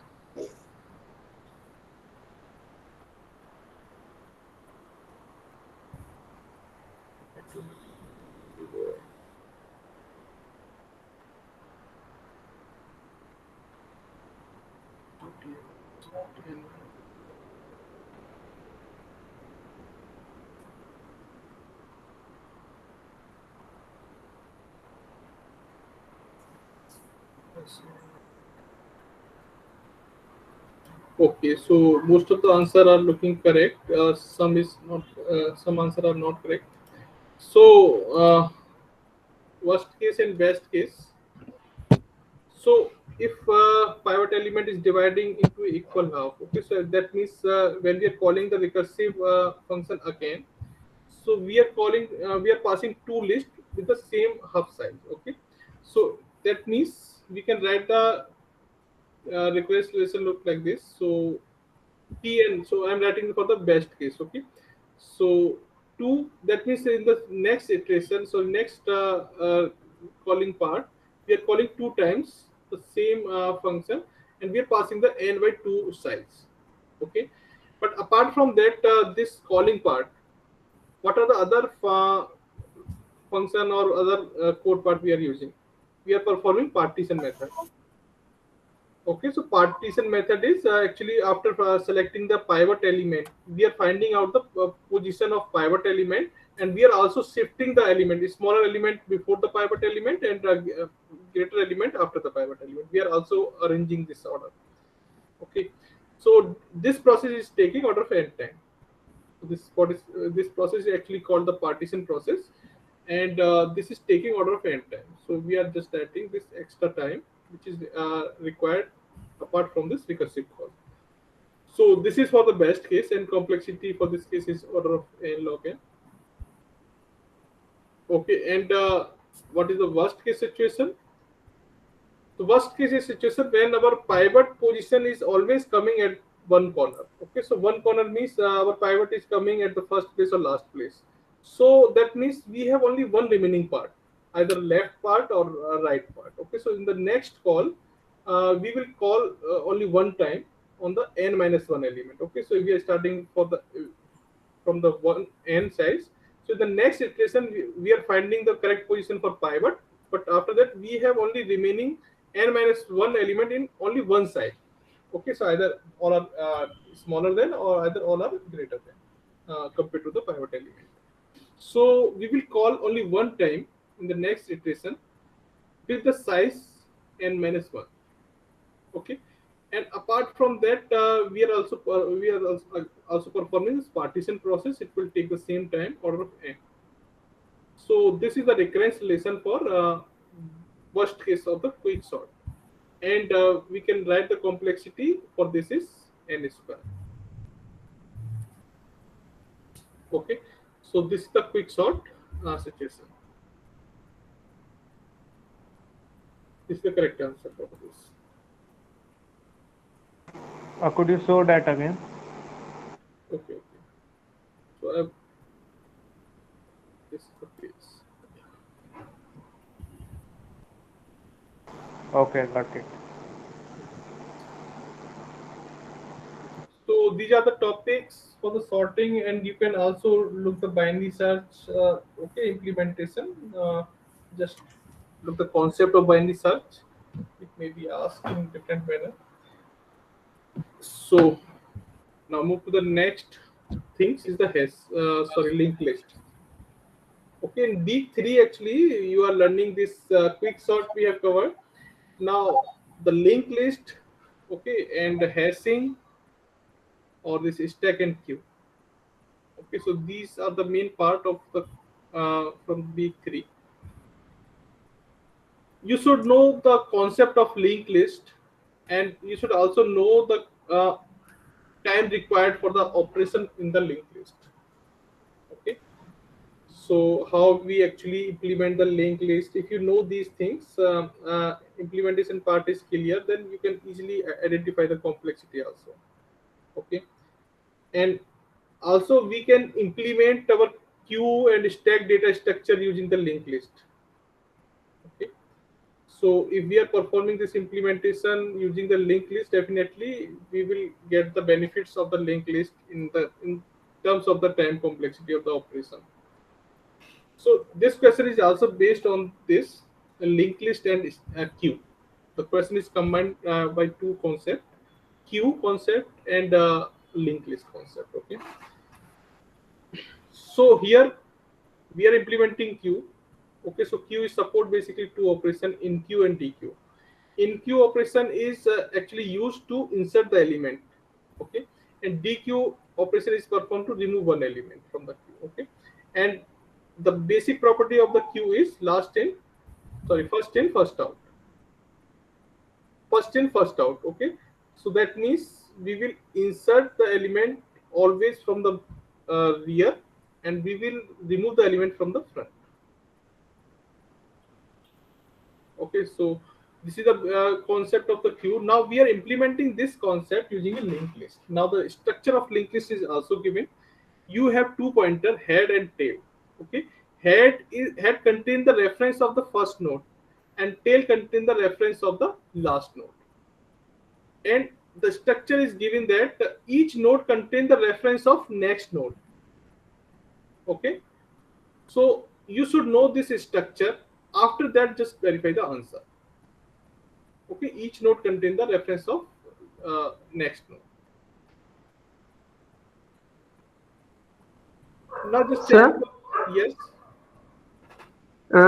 for queue, it is just that for queue structure, it is just that you should add the element from one side and remove the element from other side. It's not like remove from the head only and add from tail only. It can be in reverse order No, also, no, right? that is the stack actually. Okay, in stack No, actually we perform the insert and remove operation only from one side. no, But no. For queue, it is just from two different sides, not like add in tail only and remove from head only. We can do yeah, so I think opposite also, right? this things is given in the question. So and note denote number of, okay. Let in queue in queue implemented by inserting a new node at the tail. So that means we are inserting a new node from the tail side. Okay. I am asking for in general case, not for this question. In general, you can perform. You can select any side for insertion and deletion. Okay, but you have to fix Okay, this. Okay, if you are inserting okay, from the head side, you always have to remove from the tail side. Okay, if you are inserting from tail side, then you have to remove from the head side. So the all conditions are given in the question. Now complexity is asking. Okay, so what is the complexity for required for in queue operation and DQ operation? Okay, so in queue means insert the new element. Okay, and now insert the new element at the tail. Okay, so what is the time required for this operation? So tail is directly given, so we can directly add at that. Yeah, so insert operation at the last position. Okay, so insert new node at the last position, and if tail is given, so we can directly identify the last location using the tail, and we can simply add new element after that.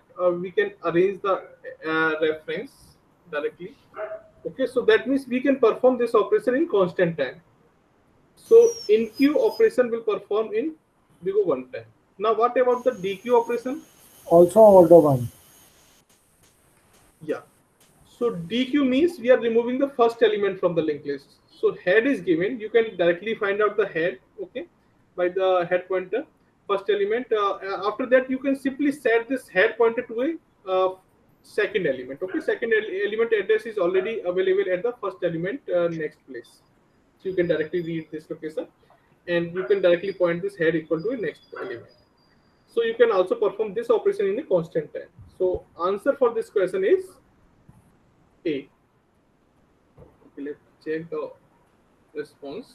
Yeah, A is the most answer. Sir, I have one doubt. Yes. Sir, in previous year there was a question that if we want to the same question, one additional step was given that if we have to delete the last node, Hmm. then what will be the order? And it was order of n, but I think it should be order of 1. Why it was order of n? Okay, so Maybe tail was not given. no, No tail is tail given. was given. Tail was No, given. but before deleting, we will have to find it, right? That will take n time, right? No, you can find We the. have to delete the last element, not we have to search. We don't have to search. Okay. Yeah, that question is okay. Question is correct. There is no problem with the question. Okay, let me explain.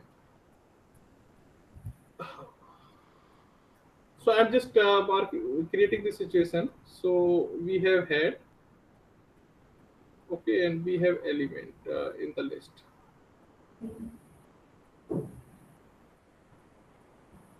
And we have also tail, and that contains the last element, okay. And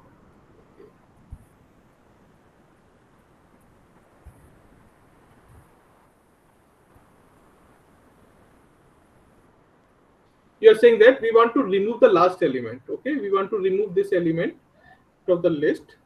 So so we can perform this in a constant time, okay. So just take this scenario. If you remove this node, okay, what update you need to what update is required in the current list if you remove this? The previous to that, we have to change the pointer to none. Previous to that node, we have to change the pointer to none. So after removing this node, the second last node, here you have to mention the none value, okay, none or null, anything, okay. So I'm not cross, okay. And also you have to assign this tail to this node after removing, correct? Yes. But can you tell me what how you can find out the address of the second last node directly? Then we have to traverse. You have to update this address field of the second last node. So you need the reference of the second last node. So you cannot find directly from the last node, okay. So because each node contains the reference of next node, not the previous node. So to find the second last node reference, you have to traverse the whole list from the start, okay. So because of that, this deletion operation is taking n time.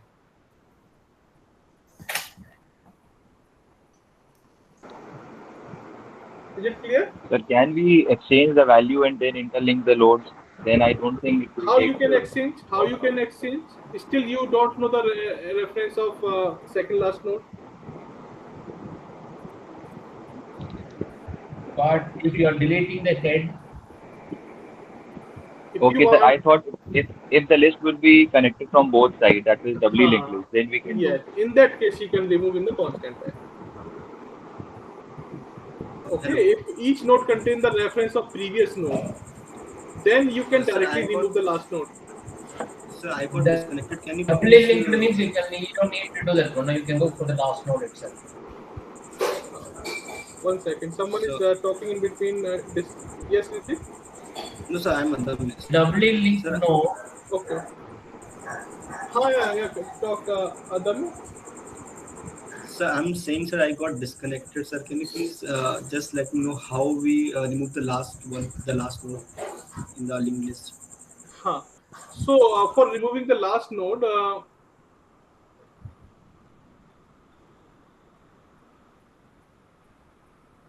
Okay, so first thing, the deletion of insertion, these all operations are actually dependent on the connectivity of the linked list, what type of structure of the linked list.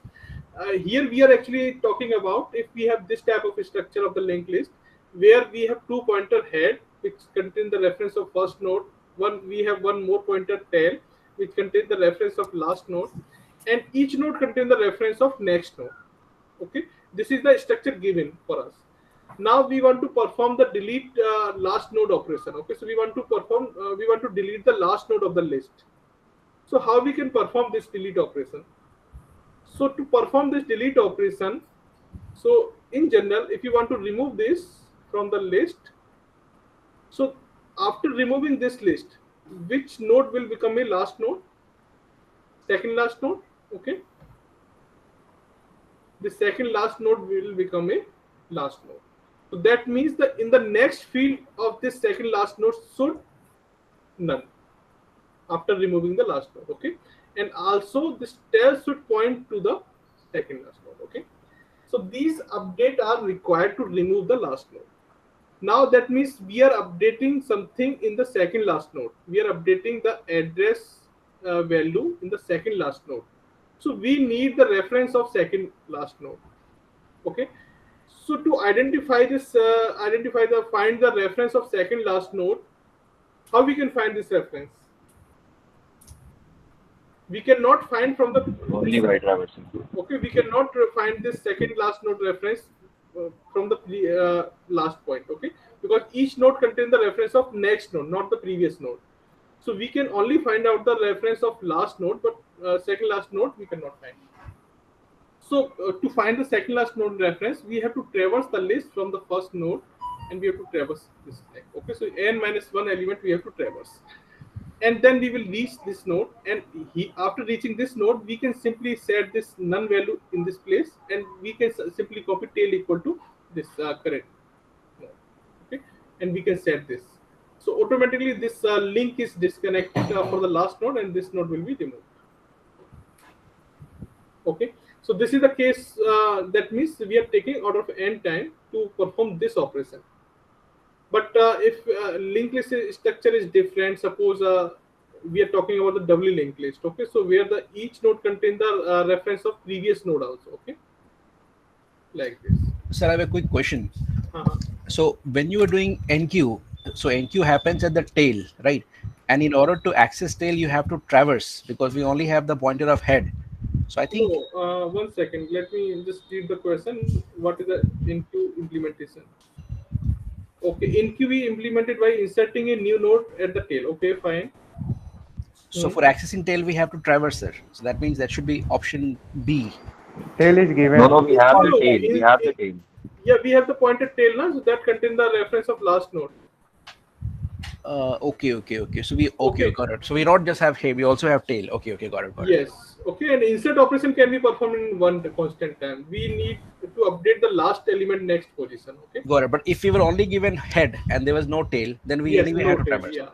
In that case, you have to traverse. Thanks. Okay.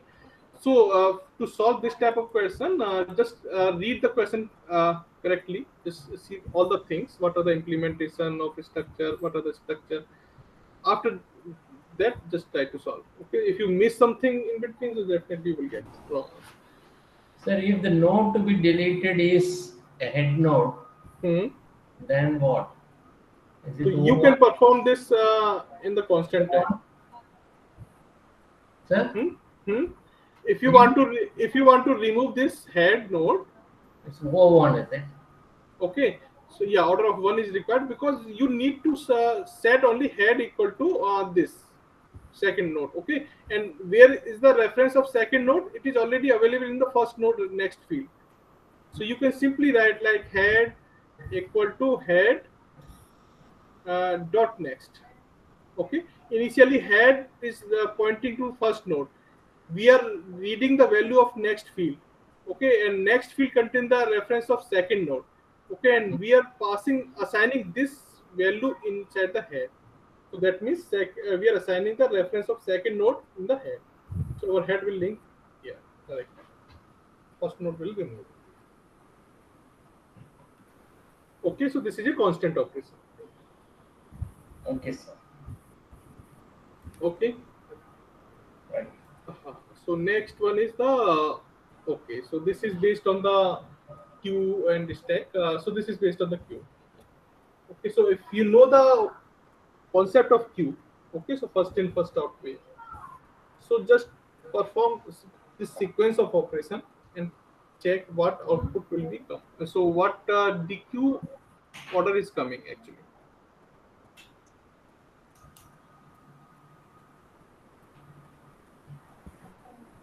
Okay, so perform this NQ and DQ operation, and when we are performing this DQ, just note down this value in the sequence. So what is the DQ element order?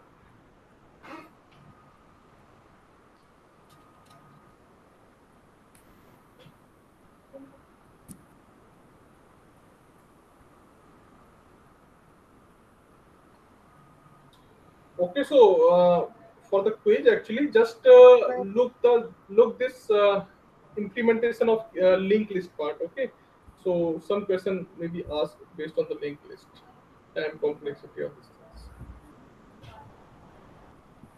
things. What's that? Can you please tell again? What type of question? So in the B3, just look the implementation part of the linked list. Okay, so how we perform the insert operation at the first place, last place, and middle place, and delete operation. So what time is actually required for these operation if single linked list is given? So based on the connectivity type structure, so just see these things. What time is required? Doubly linked list Okay. will not come, sir, no? No, if a structure is given, it may become. Okay. Okay, so based on the connectivity structure, you can define.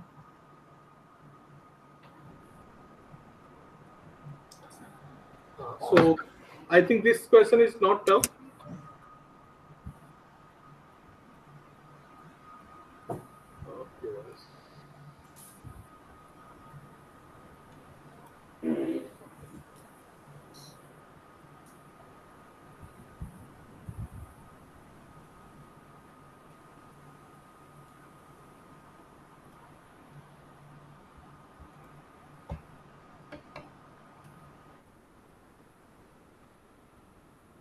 Okay, let me check the answer.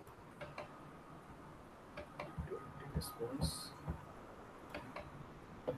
Okay, so most of the answer are C. Okay, let me quickly check. So you know the concept of queue. Okay, so first in first out. So first operation we are performing 10. Okay, so I am just writing 10. Okay, and next we are inserting 20. So 20 will be insert from the back side. Okay, so we are simply performing this. We will always insert from the last, and we will remove from the first. Okay, so 20 will come here. Now we are performing one DQ operation. So DQ will be happen from first position. So okay, we are getting 10. Now we have only 20. Okay, so this is removed. Now we are inserting 10, so 10 will come here at the last. Now we are adding 20, so 20 will insert at the last. And we are performing DQ operation. So DQ will be, next element will come here 20, okay?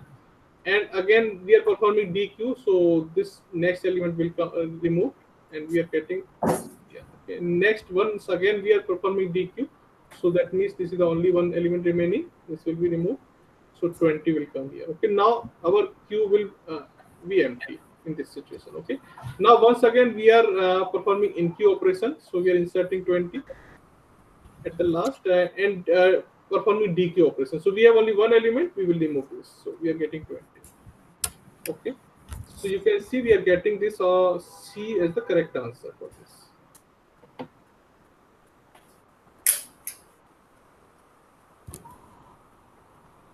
Okay, so move to the next, and next is based on the stack.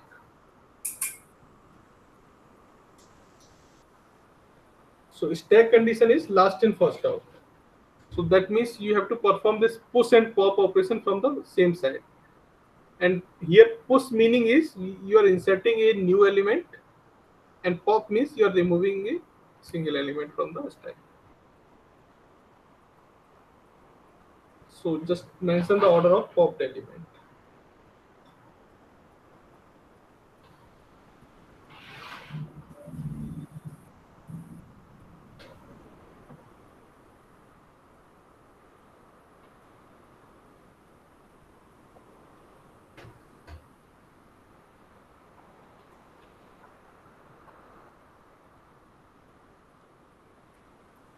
Done, sir. Okay. Okay, I've received only 10 response. Please.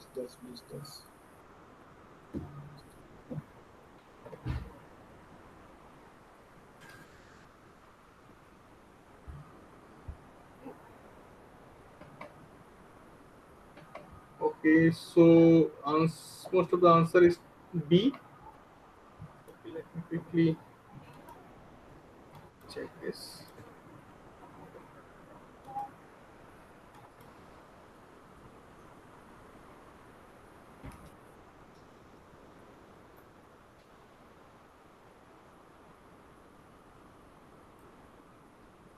Okay, so here actually push and pop operation we are performing.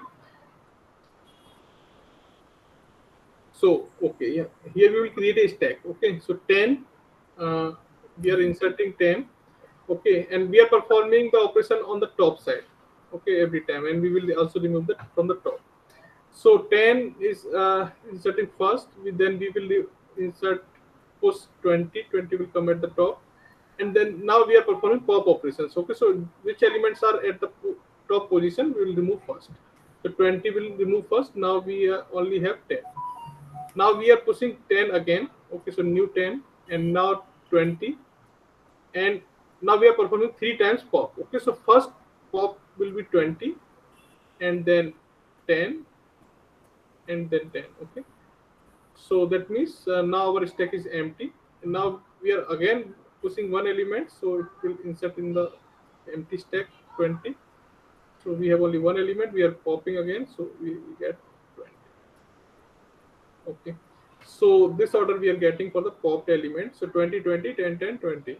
So 20 20 10 10 20, B option. Okay, B is the correct answer for this. And okay, move to the next. Okay, hashing.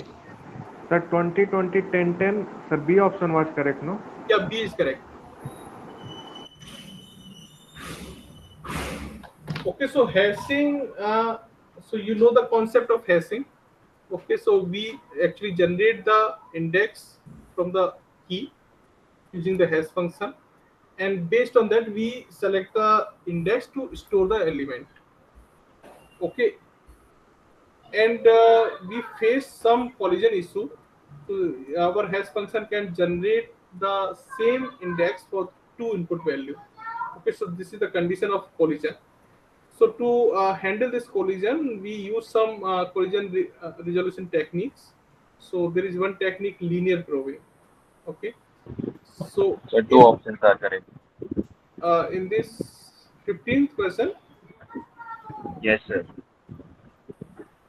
so this is MCQ configured or MSQ? It's NSQ. Okay, so you are saying that two options are correct for this. Okay, I'll check this. Okay. So linear probing techniques actually said that we will check the index first, which is generating by the hashing function. Okay, if this is already occupied by the another element. Okay, so we will check the next position just after that. Okay, so we will check the next position, and if it is already occupied, then we will check the next to next position. So linear way we will check the positions. And how many times we check this position? So total what is the size of our hash table? So if we have size 5, and we are getting this, for example, first index we are getting 2. Okay, so now we will check for 3, then 4, then 0, then 1.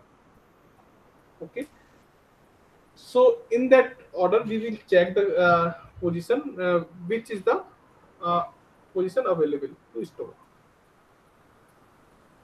So at any time when we are getting empty place, we store the element. So here this question is based on that. So hash function is given h key equal to key mod 5. Okay, so we are also taking the size of hash table is 5 here. Now what is the question? Okay, when we are proving collision, syntax is given. Which among the okay following option correspond to the possible order of the instance? Okay, so here actually hash table instance is given. Okay, so where the elements are stored.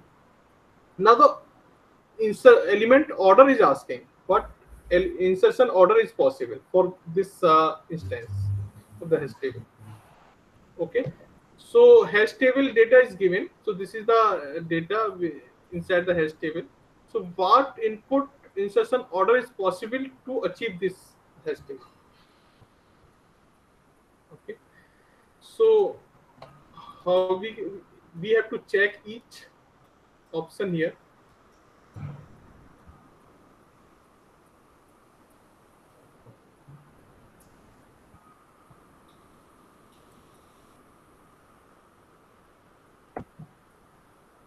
Okay, so for each option we will calculate the index, what index we are getting. So for the A option, okay, so 51. Okay, so mod value is 5.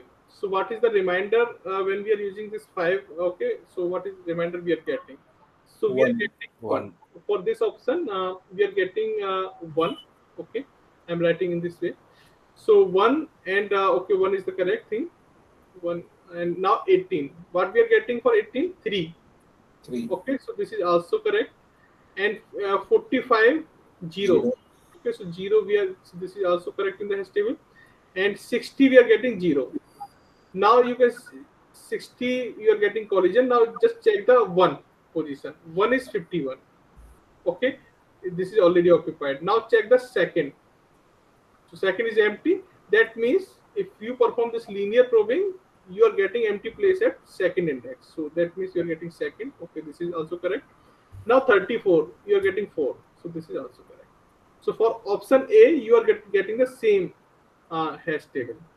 Okay, now option B, for 18 you are getting 3. Okay, so 3 is the correct. Now for 60 you are getting 0 and 0 is empty. Is this for option B? Okay, because we only occupied 3 by 18. Now we are storing 60, so we are getting 0 index for this. So this 60 should be stored at 0 position. But in our hash table, we have 45 at the 0 position. So this option is incorrect.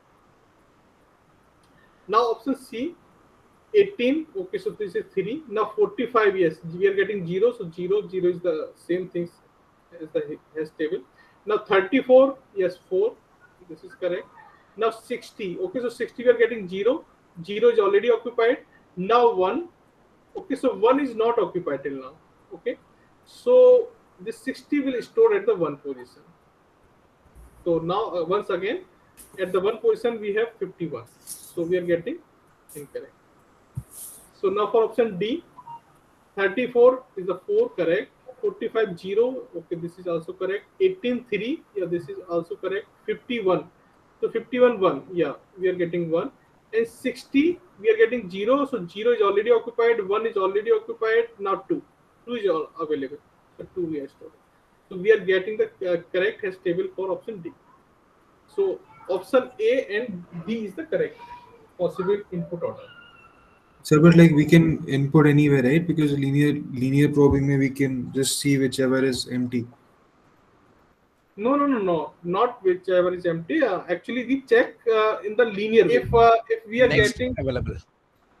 Yeah, next available. Just if we are getting first index is 1. Okay, so if 1 is not occupied, we will check next location. So next location is 2. If this is also occupied, Okay, so this is also occupied. Then we will check next 3. Okay, in that way we will check 4. So, but like, why are second and third wrong? Why is B and C wrong? B and C is wrong because you are inserting 18 first. Yes. Okay, when you are inserting 18 first, you are occupied 3. Okay, you are Yes. getting 3 index from the hash function, so you occupied 3. Okay, so you are storing 18 here. This is correct. Okay, now when you are inserting 60, you are getting 0, and 0 is available now. So 60 will store at this place. Sir, but Okay. why are you not giving 0 to 60? Always to 40, but not 60. Why? Yes, why? No, sorry, I'm not getting. Can you repeat? Between 45 and 60, you always opting to give 0 to 45, but not for 60. No, this is the output table we have given. Okay, so this is the table we have given, hash table. That means these elements are stored in that order. Now we need to check to achieve this order, what input insertion order is possible. Oh, you are checking against a given order. Yes. So we are checking that in which, when we are inserting element in any particular order, so are we getting this locations or not? That's not the way the question is. No, it's last it is written which among the following options correspond to possible orders of insertion of values in the hash table. Yes. So Okay. whatever this table is given, we have to maintain that same order, Okay. right? This is what we have to Possible do. order of insertion to, this is asking. Okay. So that means Understood. we are checking, we should get this hash table. Okay, when we Understand. are inserting. Okay, so for the B option, when we are inserting 60, so at that times 0 index is available, so we will insert 60 at the 0 position. So now you can see in the hash table we are getting 45, so that means this input order is not correct to get this hash table. Okay. Yes, sir.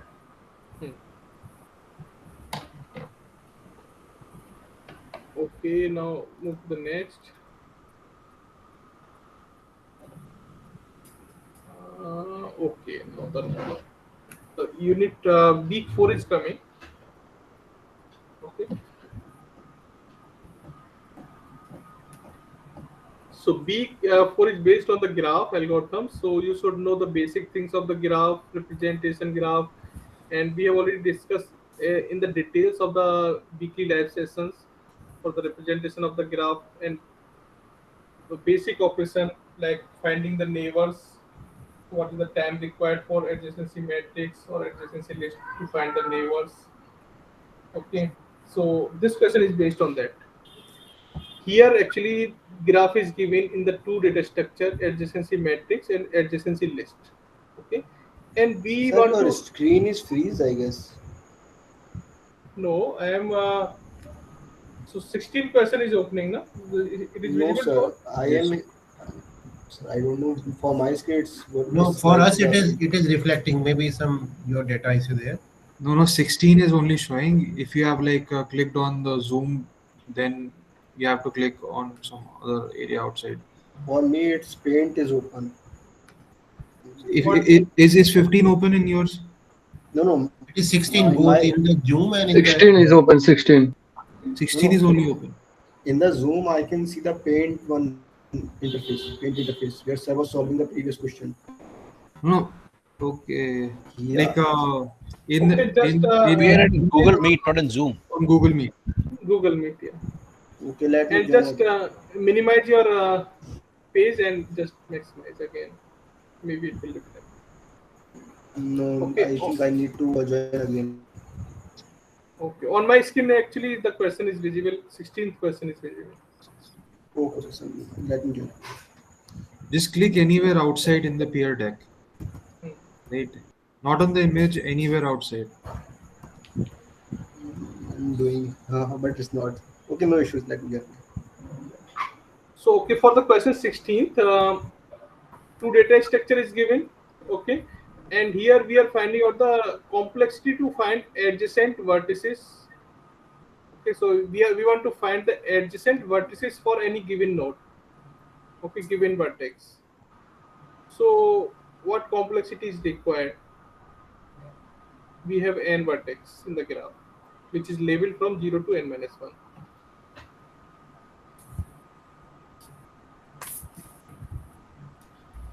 Done, sir. Okay, so if you remember that in the week what we have discussed, in adjacency list, actually key of the dictionary contain the all adjacent vertex as a value.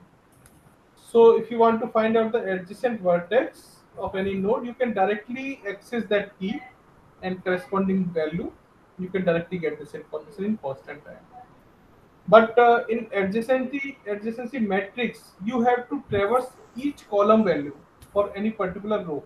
Okay, so row value is representing the vertex which we are finding the adjacent vertex for that, and we have to traverse each column to check which row and column combination value contains the one value. So that one value is actually represent the adjacent edge information. Okay, so we have to traverse all the columns, and then number of columns is representing total number of vertex. So that is actually n.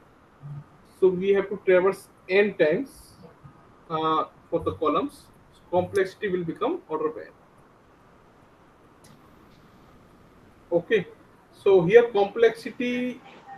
So option A is correct, right? Okay, so adjacency matrix is first and list is second. Okay, yes. Option A is correct for this. Sir, one silly question, sir. From lecture only, I was thinking about it. Why it is called an adjacency list and not an adjacency dictionary? Okay.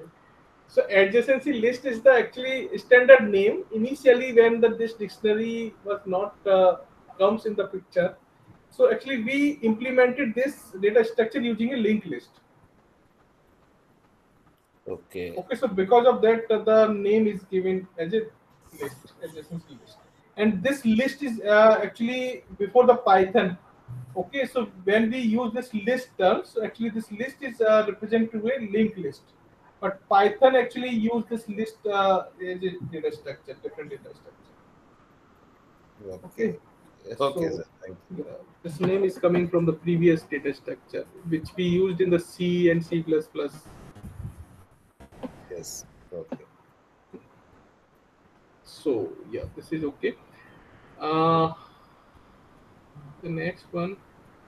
Okay, let me see the response. So what is the right answer in this one? A. A is the right answer. Okay. In the matrix, we have n square and an adjacency No, list. no. No. Yeah, that is the size actually. This is the size of matrix, but we are finding out the adjacent nodes of any given node. Okay, so we have What's to the difference traverse. between? Sorry. So what was the course material tells about n square and m plus n, no, for adjacency list? So no, that n square is actually size of matrix. And this one is? Here we are identifying the adjacent node for any given node. So we have to traverse only one neighbors here, one neighbors on any vertex. So we have to traverse only one row. Okay. Not all row. Okay. So for this. Okay. So actually in the adjacency matrix, we represent so 0, 1, 2, 3, 4, n minus 1. Okay. Yeah. And 0, 1, 2, 3, 4, dot, dot, dot, n minus 1. So this is the, and here this 0 to n minus 1 is representing number of vertex or level of vertex. Yeah. Okay. And each cross value is actually representing the edge information. If we are getting one value here, 0 to 1, one value, that means we have one edge which is connecting 0 to 1 in the graph. Okay. If we have 0 values, that means 0 to 2, there is no edge. Okay. Okay, if we want to find out the adjacent vertex, for example, if we want to find out the adjacent vertex of 3, so we have to check each column. Okay, so we have to check this each row and each column. Okay, we have to check each column where we are getting one value. Okay. Okay, so because of that, we have to check each column, and size of column is n, and the total complexity will become order of n. So to give an answer, what should be the question? Sorry, yeah, them. Sir, I'm saying in which case we use -1 to represent the edge. That is actually another type of this incidence matrix. Implementation. Incidence matrix we called that we use this -1 or +1 things, and that is not discussed in the course. Okay. Yes, that I discussed in the live session a little bit. Yeah. Okay, that is called the incidence matrix. So to get an answer like n square and m plus n, what should be the question? No, I'm not just getting this. Where you are getting this n square and n plus n? For what type of problems you are getting these two terms? The BFS. The complexity for BFS, when you use matrix, it is n square, Okay, and okay. Oh, BFS, DFS. n plus e, like this. All right, yeah, that is basically the DFS and DFS. Okay. Okay, okay. So yeah, that we can see in the Okay. implementation part. So just look the implementation, how you are getting this n square. Right, right. Okay, when you are using adjacency matrix. So same things in the adjacency matrix, to finding out the neighbors, you are performing this operation from the matrix. So you are getting this n operation. Okay, and you are also running one for loop for n size. Okay, so inside the one loop of the n size, you are every time you are finding the neighbors. So you, because of that, you are getting n square. Okay. Okay, but in the adjacency list you are finding this adjacent neighbor information in constant time, and you are just visiting all the neighbors. So for example, if this three node contains three neighbors, okay, so you have to need to traverse only three neighbors three times. Okay, and this three neighbors is actually represent three edge. So if we iterate through the all nodes, okay, so one inside the one for loop, we are traversing neighbors information every time. Okay, so this actually total number of neighbors is represent the total number of edge, like. Okay, so because of that we are writing this thing n plus e, like this. So inside the n, or sometimes we simply write e, total number of edge. Okay, so we have to check the implementation part to find out the exact complexity for the BFS and DFS. Okay, so we will look this code also. So for this question, option A is correct. Okay, now move to the next question. We are given a directed graph. Okay, so directed graph is given using an adjacency list representation. For each vertex we want to compute the set of incoming edge. Okay, so I think this is also, I have also discussed these things in the weekly live session. Now this time we are calculating the incoming edge. For each vertex we want to compute the set of incoming edge UV. Which of the following is most accurate description of the complexity of this computation? Because the n is the number of vertex and m is the number of edge. Okay, in the adjacency list, we are doing this.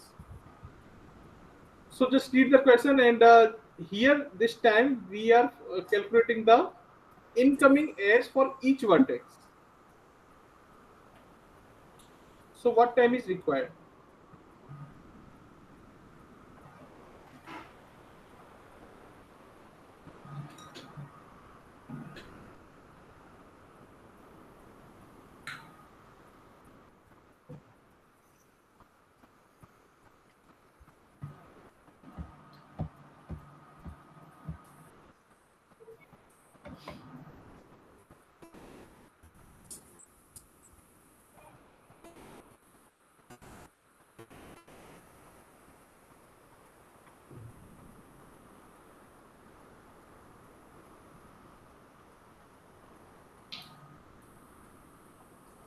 So here number of vertex are n and number of edge are m.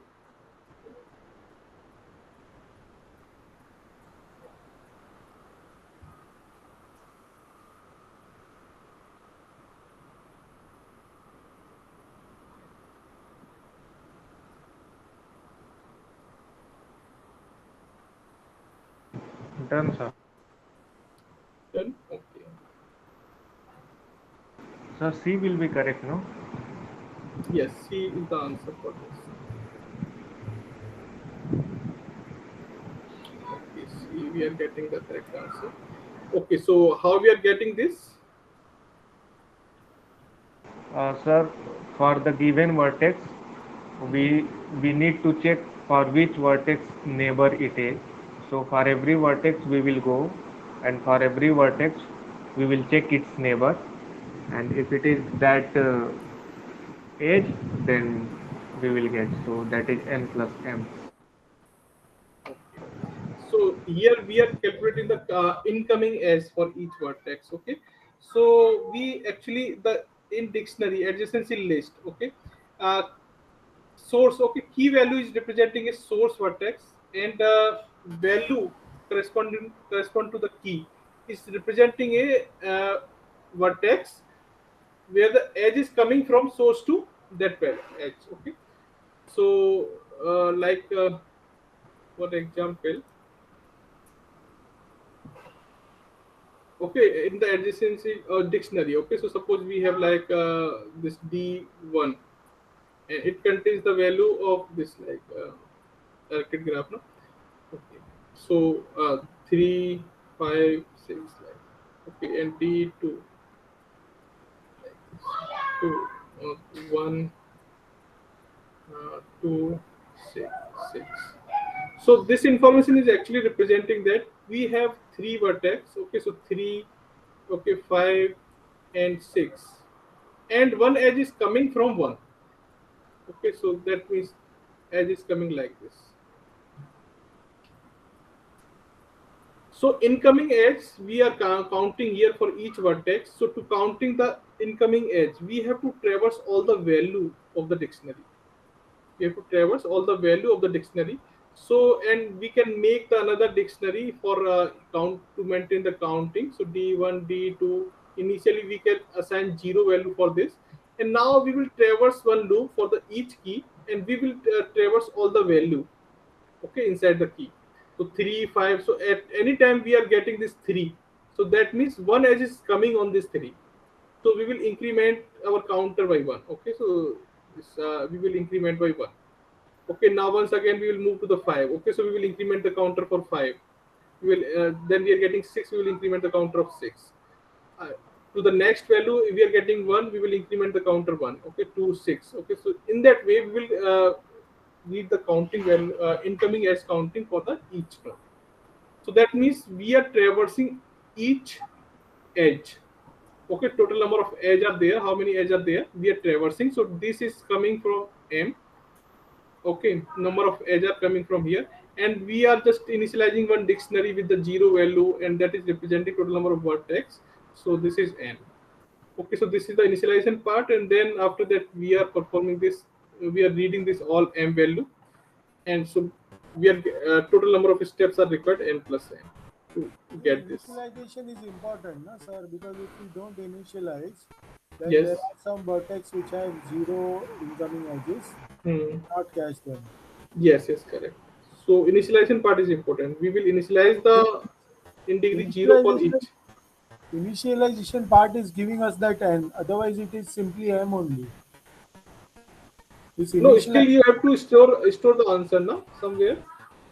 No, initialization part is giving us that N in the answer. Otherwise, we can only traverse all the edges and we can know the incoming edges. But if we traverse all the edges, we come to know all the incoming edges. But if we there will be some vertices which don't have incoming edges. For them, we have to initialize, and that is why you have to spend this time of N. Yes, correct. But what is the goal of our question statement is we want to count the incoming edge for each vertex. Yes, yes, yes. Okay, so we have to maintain this counting in somewhere. No, I am saying we can create this dictionary where we are traversing the edges Okay, also. okay. So you are saying that at any time you are getting this 3 first time, you are just initializing 1. But then we won't get this D1 equal to 0 and all that. Yes, yes. Okay. So that's why you have to spend time and in initialization. So Dictionary. yeah, so you may so in that way you may get some less value for the M, this number of vertex.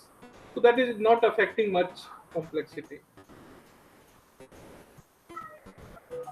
Okay, so suppose if some nodes are not initialized, which is not available in the N degree, so that is actually not too much.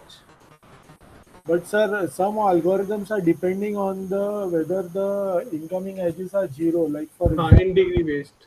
Yes. So yes. So still, if you just see the complete graph at the first place, so you will not find too much node with the degree 0.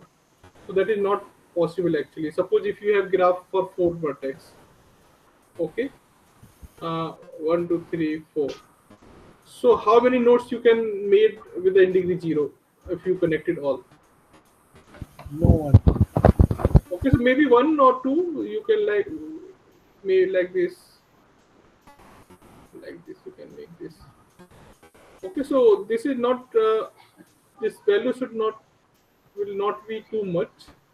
Okay, for the total number of vertex. Okay, incoming. Okay, yeah. Just one second. Yeah, there is one situation like this. Okay, so one, two, three. Okay, okay. Yeah, so this is also a case. We can make this like so. Here, all the nodes are in degree 0, but actually, we are just simply counting the incoming edge for each node. Okay, so we have to represent the value for the each node. So we have to create this dictionary. So for creating this dictionary, we are spending time n. Yes. Then we are traversing the edges, and for that we are spending time n. So n Yes. plus n we are spending. Yes. Yes. Correct. Okay. So here answer is C for this. Now next question is which of the following statement is true about the undirected connected graph?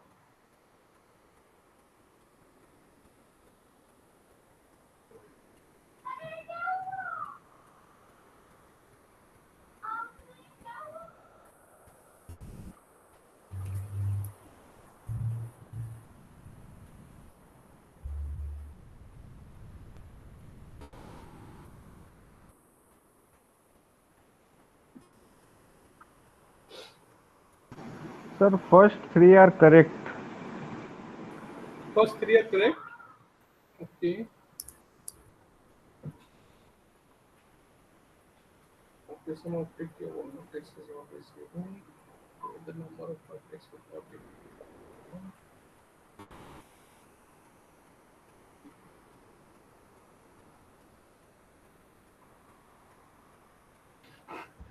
In complete graph, the degree of all vertex are equal. Okay, this is also correct.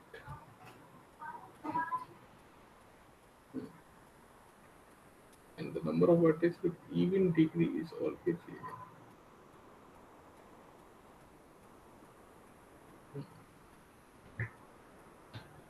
So these are some basic property you should validate. You can validate this by taking some example.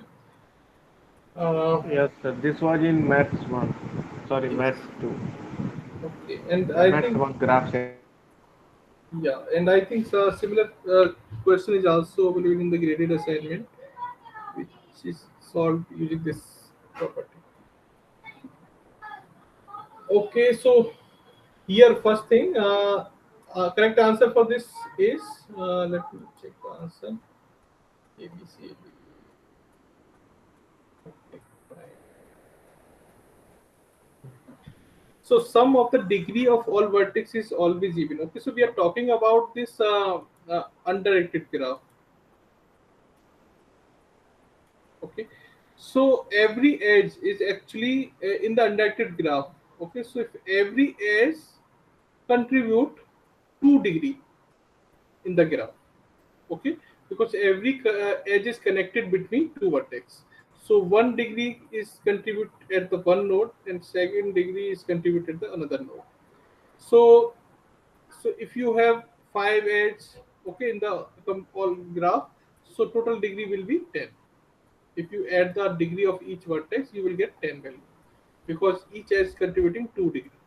So this is a simple formula. So here total degree is dependent on the number of edge. So you will always get this twice of the edge. So if you are multiplying the 2 into the number of edge, you will always get the even number. Okay.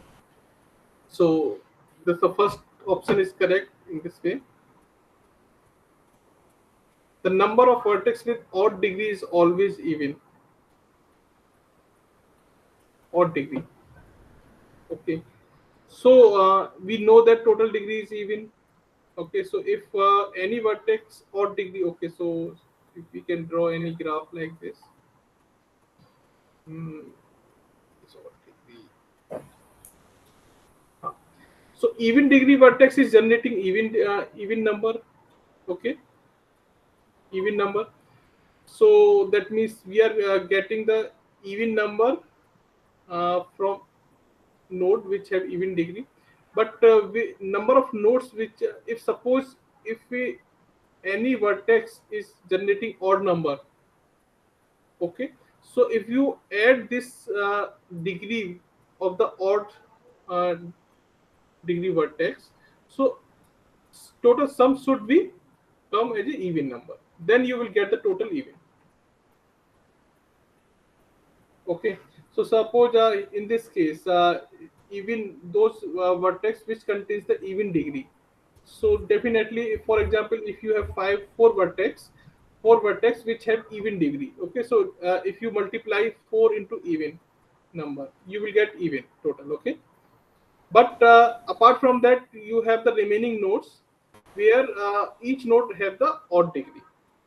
Okay, so if you are getting this things like so three nodes which have the odd degree, so maybe one node have the like 3, one have the 4, sorry 5, and one have the like this. Okay, so one. So we know that we total degree is even, and we are getting this even degree is also total sum of the even vertex degree is also even. So subtraction should also be a even. Okay, so how you can get this even, because suppose if you have three number, so here if suppose this contain one, this contain one, this contain one, then in this case you are getting 3, and when you are eating even plus this odd, you are getting total odd value. So this is not possible. So because of that, the number of vertex which have odd degree should always be the even number of this vertex will be the even, then you can achieve this even number. Okay, so in this case if you had 3 plus 5 plus 1, so you are getting 9. So if you have total number of vertex which have odd degree is odd, you will always get the sum odd. So that is not possible. So this is the situation. This total number of vertex which have odd degree should always be even to satisfy the option 1. Okay, so the option B is also correct. In a complete graph, the degree of all vertex are equal. Yeah, so this is simple. Complete graph means where the each node is connected by the another node by one edge. Okay, so like this. So each node is connected to the remaining nodes.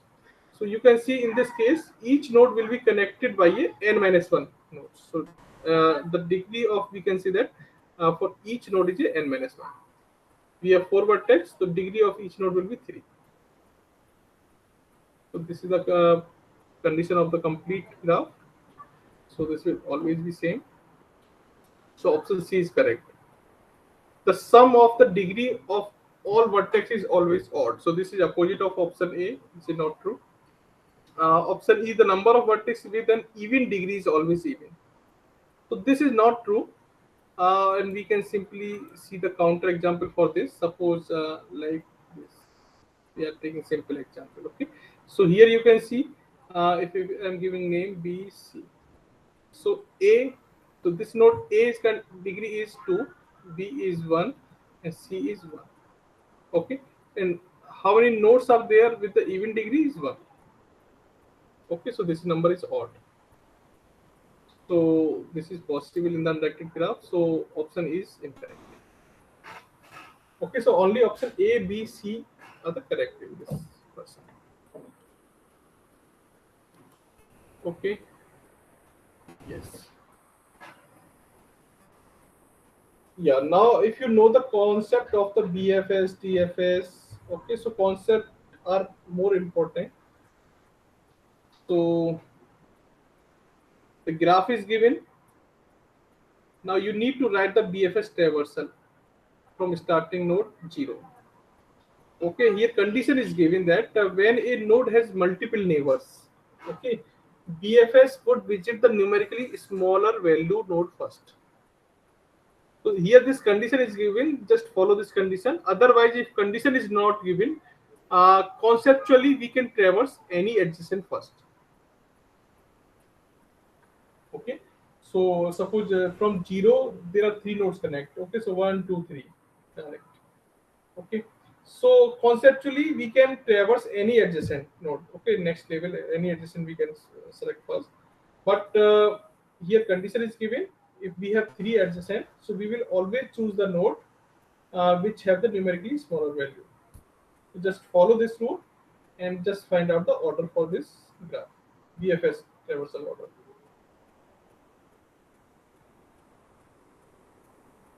So you know that breadth first search, uh, we always traverse the neighbor element first, then we check the next level neighbors. So this type of question, no need to remember the implementation or things. Just remember the concept. And concept says that traverse the start from the first node and check what are the adjacent nodes, and then complete all the adjacent node first. Okay, insert into the queue, and then traverse the next level adjacent one by one. Okay, so what order you will get for this BFS?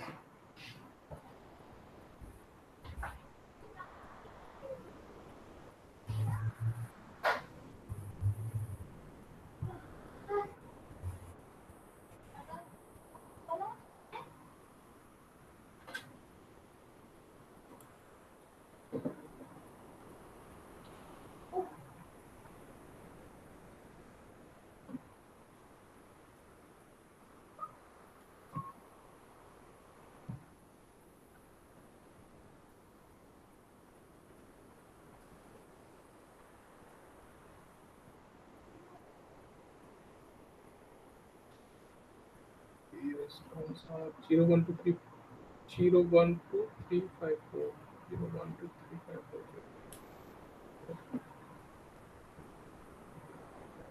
0 1 2 5 4 3.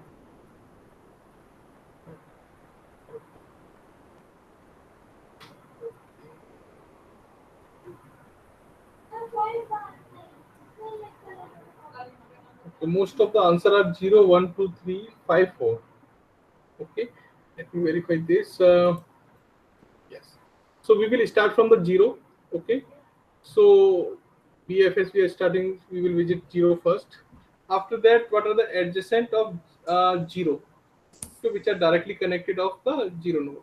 So we have uh, 1 2 and 3. Okay, so out of these all 3 are not visited, so we will just select the smaller level node. Okay, so a smaller level node is 1, so next value will come 1. Okay, so that means this is the first one, this is the first traverse, and this will be the second. Now we will check for the okay, one we have traversed. Okay, so same things, when we are traversing one, we will just put the adjacent of this one in our queue. Okay, what are the adjacent of one of is 3 2, oh Only sorry, 5 is remaining. Other notes are done already. sorry, Out of the adjacent nodes of 1, others are done. Only 5 is remaining to be added to the queue. That's what I'm saying. okay, but based on the algorithms, we insert the all nodes in the queue which are not visited.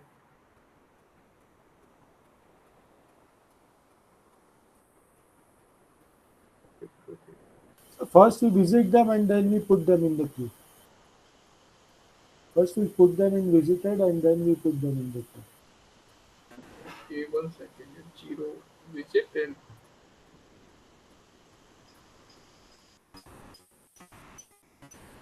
no, that is okay. So we are marking 0, okay, and we are inserting into the queue. But then when we are removing from the queue, then we will visit the all adjacent. So what are the adjacent of 0 0 1 and 2 and 3? Okay, so 1 2, and 3. We will insert into the queue. Now we will mark this one as visited, and we will remove this, and we will check what are the adjacent which are not visited. Okay, so 0 is already visited, 1 is visited. Now only 3, 5, 2. Okay, 3, 5, 2 are not visited, so we will insert once again. Okay, but we will insert in the increasing order like this. 2, Sir. Already it is inserted, sir. 2, 3 is inserted. So next only 5 will be inserted in the queue. So that's what I'm saying, sir. First we visit them and then we put them in the queue. We put them in visited dictionary and then we put them in the queue in BFS. Sir, we will add queue only if it is not visited, no? yes, so actually conceptual wise, okay, let me open the implementation. So we are not checking anywhere this element is exist in the queue or not. Sir, we are checking, sir. Not visited, check it. Not in the queue. We are Not checking the visited dictionary before inserting.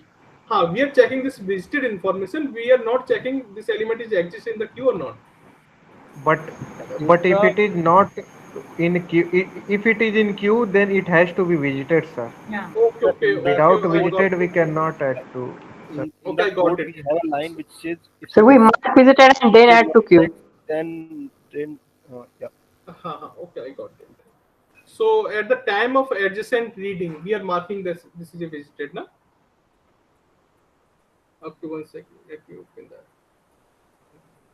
queue. So this is the implementation queue, and we still start receive marking. Okay, now we are inserting queue. Okay, fine. After that, current vertex. Okay, we are marking the adjacent vertex too. Okay, okay, visited and inside the queue. Okay, okay. So this is the another way, okay, of the implementation, and another implementation are also possible. So we can also do in that way. So what we are doing actually at the time of checking this adjacent information. Okay, so when we are removing this 0 from the queue, we are checking what are the adjacent of 0. So adjacent of 0 is 1, 2, 3. So we will select the first adjacent 1. Okay, and because this have the smaller value, and we will mark visited 2. Okay, so this is 2. This is 2, and we will insert into the queue. Okay, so this will be inserted into the queue. Now we will traverse the second adjacent 2, and we will mark as the visited. So now this is visited, and we will insert into the queue. Then we will visit the third adjacent. Okay, so this is 3. So this, and we will mark as the 2. Okay, and 0, 1. So all adjacent are visited for the 0, and also insert into the queue. Now we will remove this 1, okay, from the queue. So when we are removing this 1 from the queue, we will check what are the adjacent of the 1 is available which are not visited. Okay, but 0, 1, 2, 3 is already visited. So 1 adjacent is only remaining this 4 and sorry 5. So 5 is the connected from 1 and which is not visited. So we will just visit this. Okay, we will visit this 5 and mark true. Okay, and insert into the queue. Okay, now 1 is removed. We have only a 2, 3, and 5. Now we will remove 2, and 2 is connected with 4. Okay, so 4 is not visited right now, and the remaining are visited. So this is also visited. So we will just uh, traverse the 4, and we will insert into a queue. Okay, this is complete. Now 3, 5, 4. When we are removing 3, so no elements are remaining which are not visited. So this will operation will perform. Same for the 5, same for the 4. Yes, we are getting this order 0, 1, 2, 3, 5, 4. Okay. So yeah, this is the implementation, and otherwise which I'll try to explain before that. That is also possible. Okay, in that way you will also get the same order, but some extra steps will be there. Okay, so in the queue actually you will get the repeating elements. So yeah, this is the correct answer. 0, 1, 2, 0, 1, 2, 3, 5, 4.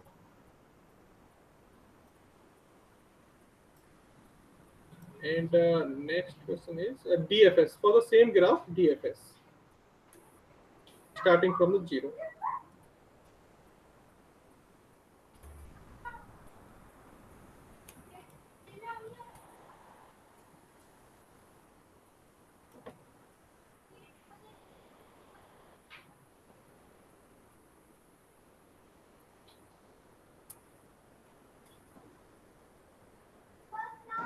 Yes, sir. Done, sir. Okay. So DFS, depth first search. Okay, so same things. Uh, we are starting from the 0. Okay, so 0 is now connected with 1, 2, 3.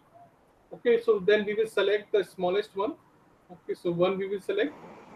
1. Okay, so then we are coming 0 to 1. Now from 1, what are the nodes which are not visited? So 2 and 3 and 5. Okay, so these are the connected from 1. So we will select the smaller one. So 2. So that is next is 2. Okay. Now from 2, 0 is already visited, 5 is not visited, and 4 is not visited. Okay. So we will select the smaller one out of this 5 and 4. So we will move to the 4. So this is the next. Okay. And from 4, we have connected to the 3 and 5. So 3 is smaller. We will move to the 3. And now from 3. Okay. So after reaching this 3, all the adjacent of 3 are visited. Okay. So 2, 0 is visited, 1 is visited, 4 is visited. Now we will come back to the previous node 4, and then we will select another adjacent 5. Okay. So this is the next. So this will should be the order for DFS 0, 1, 2, 4, 3, 5.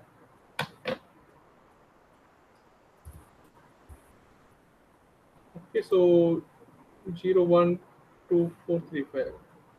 The same. 0, 1, 2, 4, 3, 5. Yes. 1, 2, 4, Sir, the 3, 5. first one is correct, no? 0, 1, 2, 4, 3, 5. Yes, yes, correct. 0, 1, 2, 4, 3, 5. Okay, correct.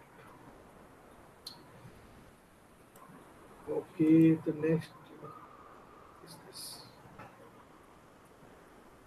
Yeah, this is a little bit tricky.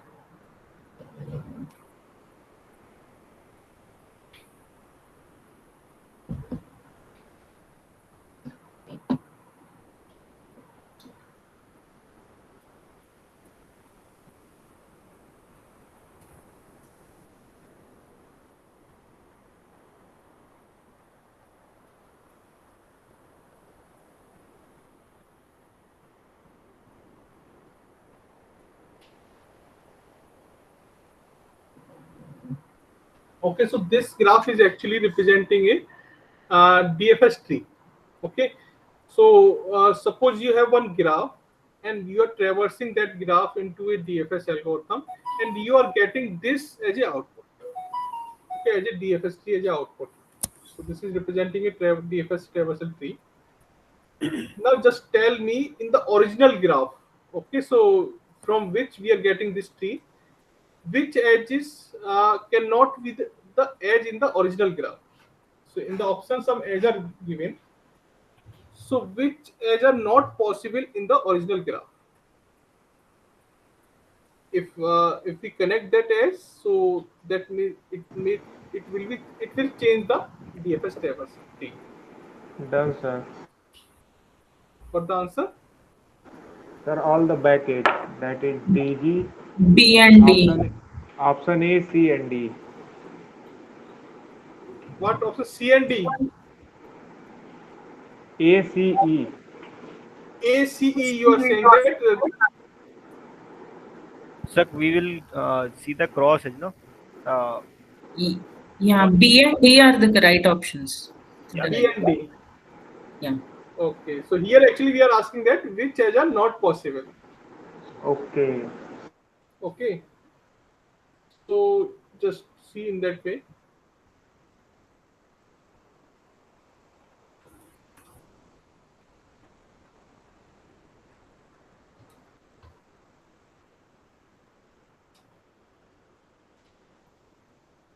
So B D B D C D F B O D C.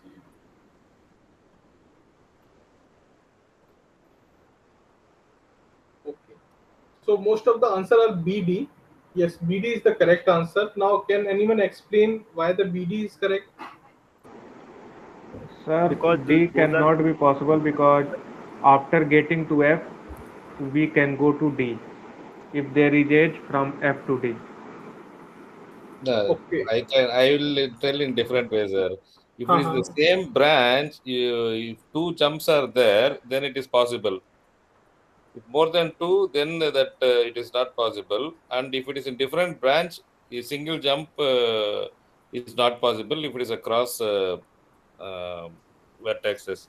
Like for example, in this Mhm. C and B, C and B are in two different branches of I, Yes. Okay. and it is one step below from I. If you say C is two steps, B is one step. So there is a difference of one step, one Mhm. level in different branches. Then that is not possible in the original tree. Okay. Okay. Yeah. This is also the correct logic. so And The any level other? level comes could be only in same. BFS, right? Level could be different, no? Sir, also one thing, like if F and D were connected, then we would probably go from, if we were going from K to F, then we will go from K to D and we'll not backtrack to K and go to D. Sorry. Sorry. Can you repeat? So if F and D were connected, Uh-huh. right, our DFS would have been from, and let us say that F is Yes. less than D, right? Then our DFS would have been from K to F to D, and Yes. Yes. not from K to F, then backtracking to K to and then Yes. to F. Yes. Correct. Correct. Hmm. So if we connect this FD, okay, so definitely D should be come below F in the tree. Okay, so traversal should be happen K to F. Then if FD is connected, then D should come below the F. Not should be the separate child for the K. So yeah, someone is said that cross edge. If any edge is connecting as a cross edge, this is not possible. Okay, in the two branch. Sir, cross edge is impossible, sir. Hmm. So based on the cross edge information, so FD is connecting the cross edge. Okay, here F and D, both are the different branch. So this is not possible. Otherwise, you will get the different tree if you connect it that way. DG, okay, so DG is the G is parent and D is the child of this. So this is possible because if we are traversing from G to K, then K to D is connected, then we will traverse in that way. So that is actually we can say that the back edge or the separate child edge from the main parent node. That is possible. AI is also the same. AI. Okay, so here actually I is the parent, grandparent, or we can say that of the A. So this is possible. CB, yeah, CB is connecting two different branch. Okay, so if we connect CB in the original graph, so definitely if we are traversing C first, then B should come as a child of this C. Okay, so this is not possible. And EH, EH, yeah, so H is the grandparent of E, so this is not impacting. If this EH is connecting in the original graph, so this tree can be generated. So B and D is the answer for this. And next question is also similar to this. Now we are looking the BFS.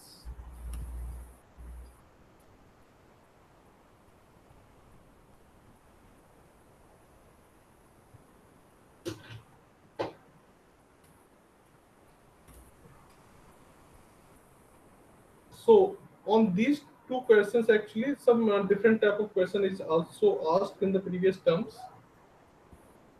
Okay, so these two questions are also important.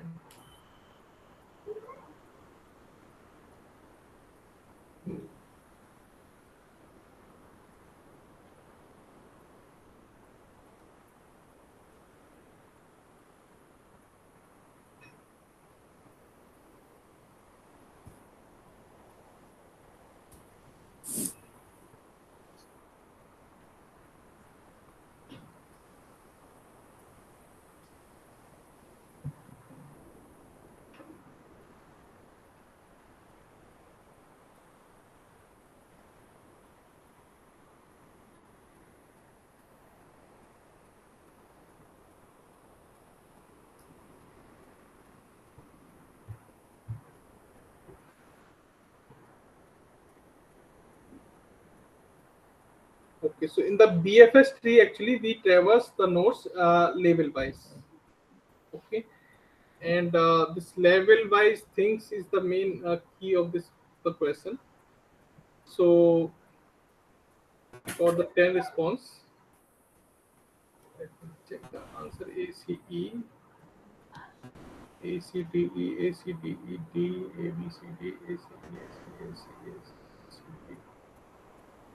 Okay.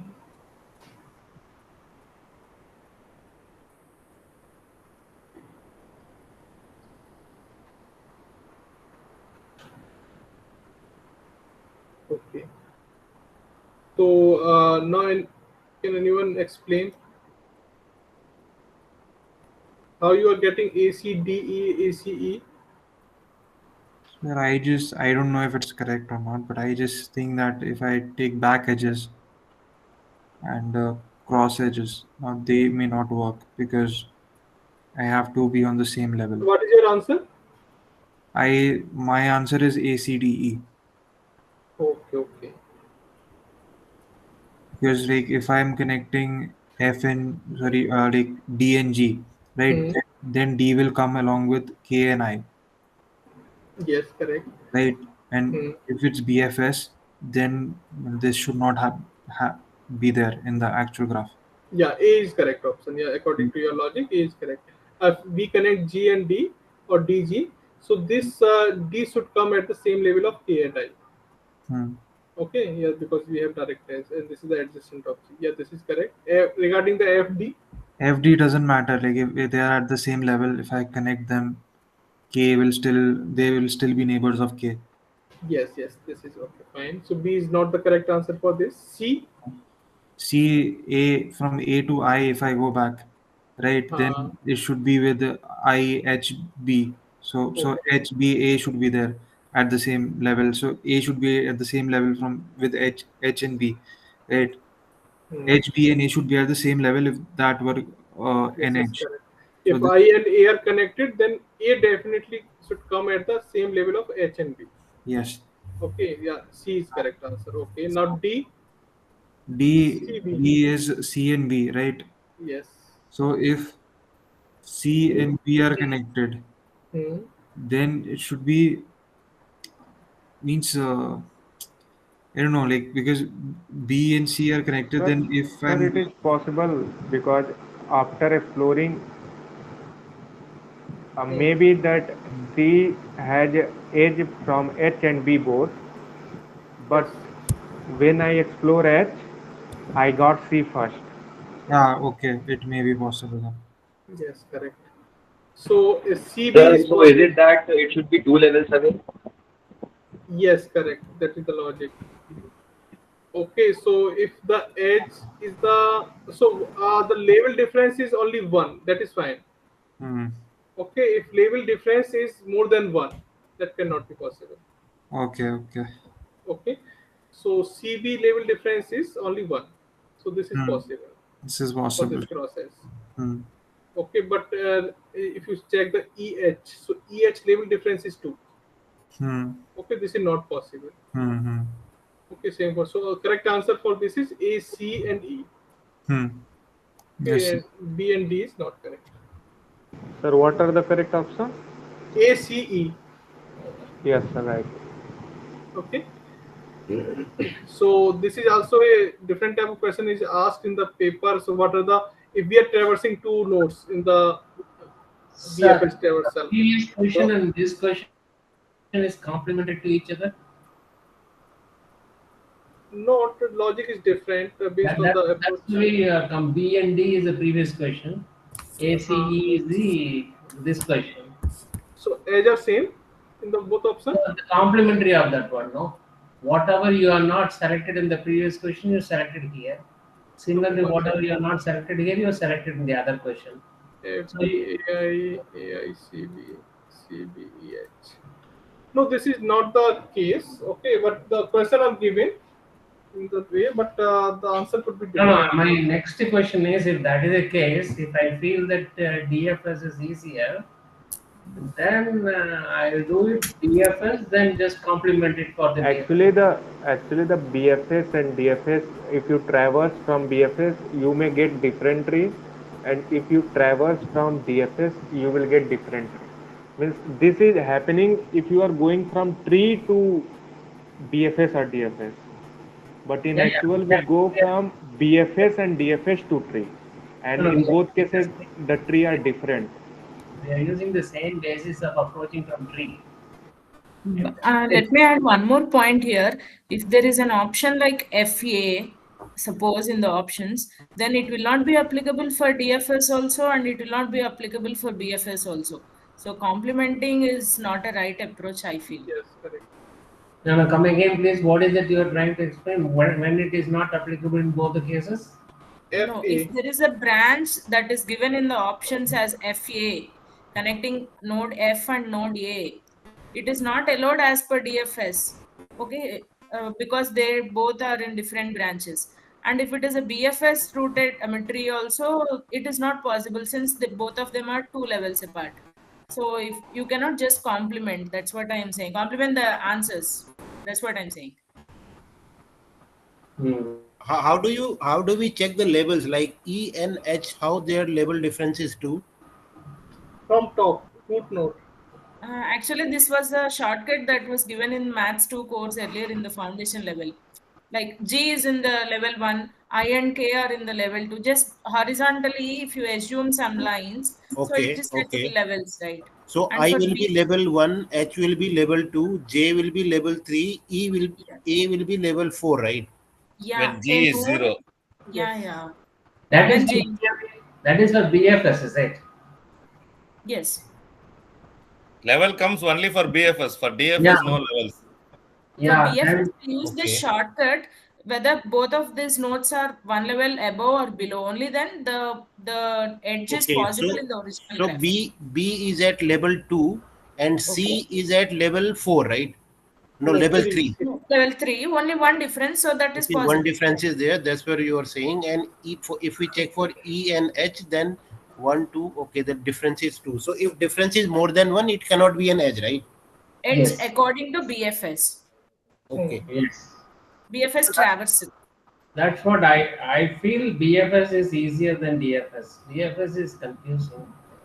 I feel it's my personal opinion. And So what is the standard way to solve such problems? I mean, is this problem? So This this is logic holds good. This logic holds good for all the cases, right? yes. So this Okay. is the only case.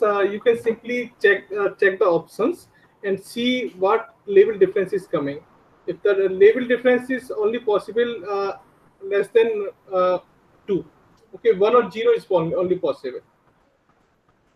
no, Okay, that's if another confusion. Starting your level from 0 or 1, it doesn't really matter, is it? no, it is not matter. But suppose if we are connecting any edge in the options to DG, FT, and the level of this DG level difference of this DG is coming as a 0 or 1, so this is okay.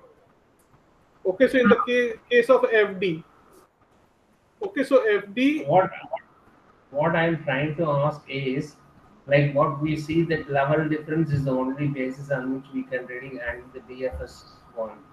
Similarly for DFS, what is the best single so base? actually, why are you comparing this DFS and BFS? Okay, so both are different approach. Okay, what is No, approach no. for For DFS? DFS, for DFS also, we do have a thumb rule. See, for every node, we will have a unique path to the root node, right? For F, it will be the path will be FKG, traverse back to the root node. For D, it will be DKG. So every node will have unique path to its root node. So if both of the nodes are in the same path, then it is allowed. Suppose for A, the path is A, J, H, I, and G. So any two in this path are allowed to connect in DFS. Like AI, it is possible. AH, it is possible according to DFS. AJ, possible. Okay. AG, possible. That's what. All right. Now, thank you. Yeah. Okay. So sometimes the different types of question is asked about this BFS thing. So if we are traversing two nodes, okay, and nodes are traversing consecutively. In the suppose we are visiting F node first, okay, and the next visited node is D. Okay, so what is the difference of the label, or we can say the distance from the root node? What is the difference possible? So can I interrupt you here? Yes. Now the thumb rule was given as anywhere from one of the branch node to root node if you're traveling. If anything on the path, then the edge is allowed, no? Yes, in the DFS. No, in the DFS. Hmm. In the DFS, that's what I repeat that thumb rule. If any of the node is on the path of the root, then any of the edges can be taken, allowed. You know. Here you said AI is not allowed. AI Sir, is in the same path. sir, this is BFS, This sir, is not DFS. the question. It got Breadth flipped to first. next This is question. BFS. Okay. This is the DFS question, previous one. All right. Okay, so here now D and G are possible with this logic. F and D not possible, right? Right. A and I they are in the same route possible. C and Possible. D they are in different route Not not possible. possible. Okay. And E and H are in different routes, so not No, possible. no. E and No, H they are are in in the same same route. route. Same route. Okay. Thank you so Yes. much, ma'am. Thank you. All right. Thank you. Next. Yeah, so this is the 22, and so one question I'm talking about. Okay, suppose we are traversing one graph, and we are traversing one node. One second, what is the active question? Okay. So suppose we are traversing one node from the root node like this. We are creating DFS this tree, DFS tree, and at any time we are traversing one node first and another just after the next node we are traversing. Okay. So what are the distance possible? So suppose we are traversing A node first and B in the next. B is the next. So what is the value is possible for this? In the traversal order, we are traversing A node, and just after we are traversing B. So what difference of the distance possible from the root node? 1. 1 or 0. 0. Yes, 0. So these are the two possible answers. So this question is also asked in the previous terms. So 1 and 0 are the only possible. The value cannot be go above. Okay, so 2 is and 3 greater than 1 value is not possible. When 0 will be possible, like both are branches or what? So suppose if we have graph like this, okay, and this node is the A and this is the B, okay, and this is the, for example, this root. So we are traversing R, okay, and after that we are traversing A, and then we will come back and we will traverse the another adjacent node. Okay, so this is B. So this 1 and 0 is the levels.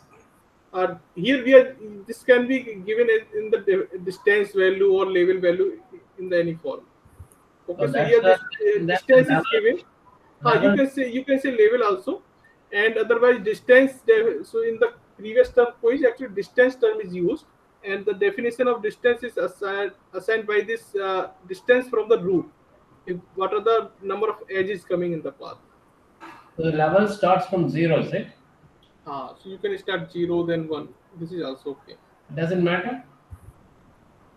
So if the label things is given, also the same label you are getting, and the difference will be 0 for A and B.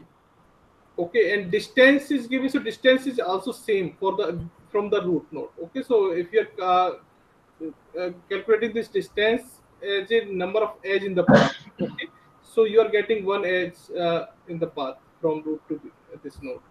Okay, so the distance is also 1 minus 1. You are getting 0.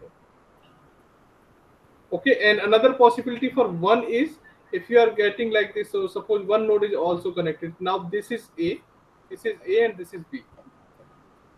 Okay, and this is suppose any another node. Okay, so in this case you will get the order like so root node and then C, then A, then B. Okay, so now the distance of A is 1. Okay, and but distance of B is 2. So the difference you are getting 1. Okay. But for consecutive visited nodes, you will not get the difference more than 1 in the TFS table. BFS traversal. So this value will always be less than equal to 1.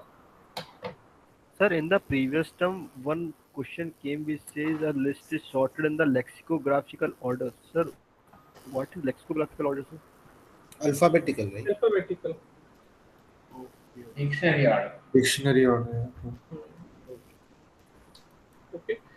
So this is the next one. Yeah, topological ordering. Another name for dictionary is lexicon. So, Yeah. So this is the next question type of the graph before topological order.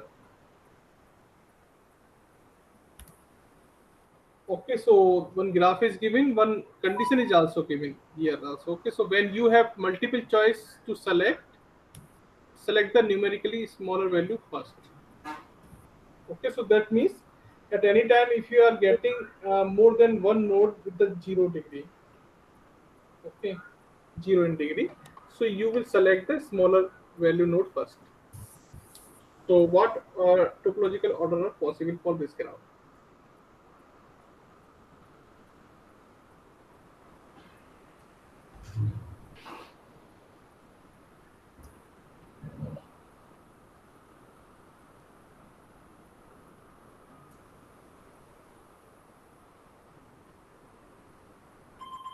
Done, sir. Then, okay. maybe 1 more minute or something.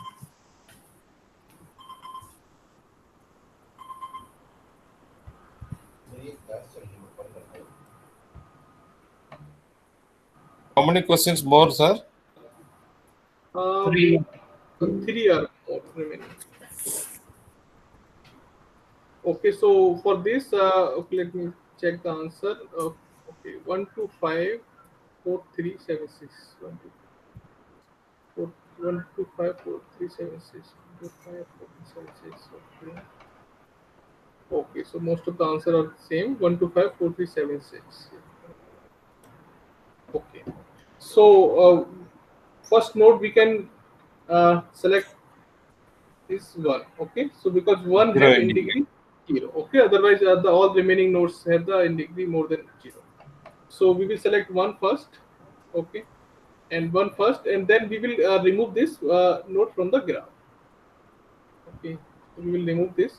Now after removing this, what the in degree update is? So this was the first thing. So 0 and 2 1 3 and 3 2 and 1. Okay, so this is the initial one. Okay, so after removing the one node, so what will be the update of the in degree? So it will become 1. Okay, and it will become 2, and it will become 0. Okay, so now you can see in the after removing one node, we are getting one node with the in degree 0. So this is only 2. Okay, next is 2. So now we will remove this 2, and when we remove this 2, once again, what is the outgoing edge? So outgoing edge is to the 4, so we will update by 1, and one outgoing edge on the 5, so this will become 0. Okay, so now once again we are getting only one node with in degree 0, so 5.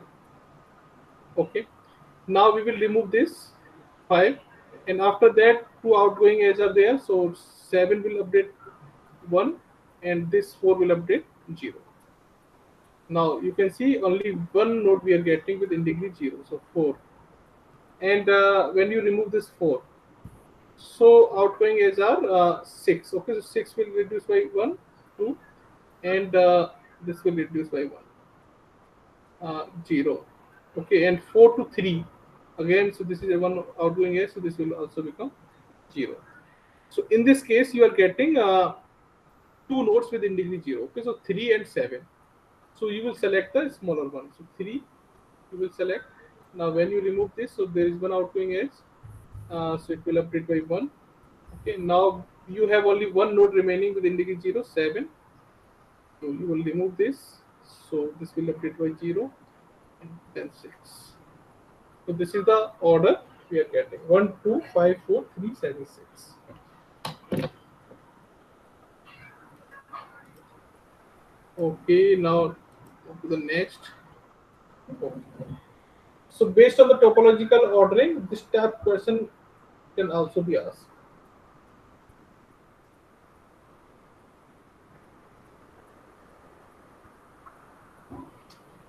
So this is looking some columns based question, dependency based question. Okay, uh, some stories given. So what is the best way to solve this?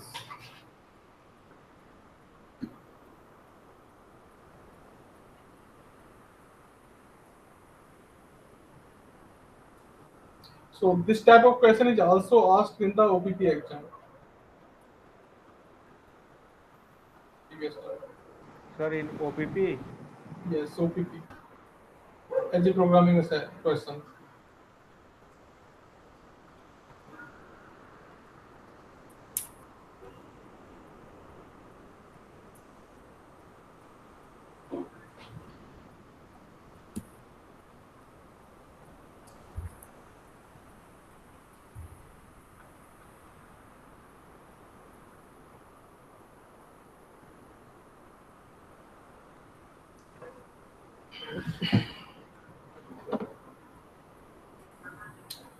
So for this question, actually, you have to create the graph first based on this dependency given.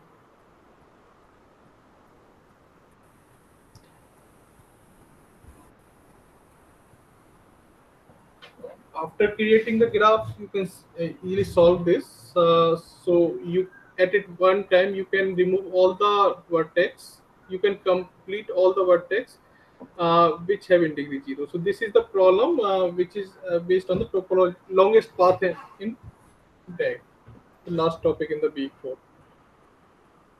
So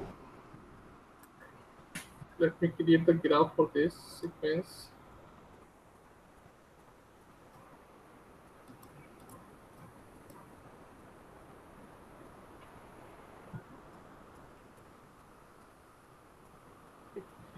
So the information room 1 must be rewired before room 3 and 4. Okay, so based on this dependency, just create the rough graph. So must be rewired before 3 and 4. Okay, so 1 should become, and then you can complete 3 and 4. Right. Okay, so just mark the arrow, and 2 must be rewired before room 6. So 2. Okay, so we will create separately. So 2 before the 6. Okay, so 3 must be rewired before room 5. So 3 and 5 is okay, so 3 is there. So 3 must be rewired before 5. Okay, so we will simply connect 5 here. And 5 must be rewired before 8 and 9. Okay, so 8 and 9. 6 must be rewired before 7. So 6, okay, before 7. Here we can connect 7. And 7 must be rewired before 5. Okay, so we will connect in this way. And 7 must be divided before 5. Okay, this is done. 8 must be divided before room 10.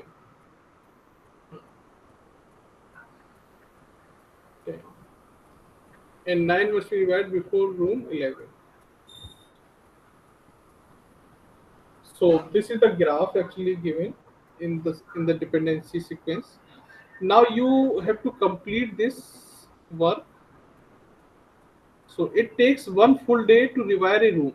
Okay, there are enough electricians are available to rewire as many rooms as can be rewired in parallel. Okay, so that means we can complete all the rooms if that room has no dependency. Okay, in the previous room. So that means if any node have in degree 0, we can complete in one day. Okay, so how many days are required? Okay, so we will just check from the first position. So which node have the in degree 0? So we will remove first. Okay, so you can see in this graph, this 1 and 2 have in degree 0. So in one day we can complete this. So after complete this, the dependency will remove from 3, 4, and 6. So in next day, so you will get this 3, 4, 6 as a in degree 0 node, and you will complete all these in the next day. So this is the 1 day is required for this. Okay, so after completion of this 3, 4, 6, so this all dependency will be removed from 5 and 7. Now you can select only 7. Not 5. No, Okay. 5 to 7 is there. So only Huh. 7. Yes. So yeah, this 3 dependency will be removed from 5, but 7 dependency is there on 5. Okay. So but we can select only 7 for the third day. Okay. Now for the next, when we are completing the 7, so dependency is removed from the 5. Now 0 dependency is for 5. Now we can select this as a 1 day. Okay. Now next one is 8 and 9. We can done in 1 day. And after completion of this 8 and 9, we can complete this 10 and 11. So how many days are required? So total 6 days are required. So 6 should be the answer for this.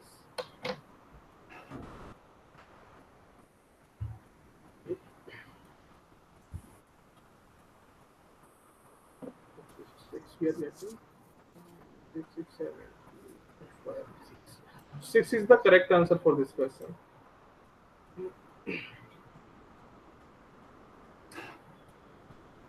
Okay, so this is one another. Sir, in selection of 5 and 7 task, how we selected, sir?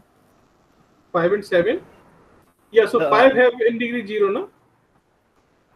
Sorry, when we have 5 and 7. Okay, so 5 is dependent on 7.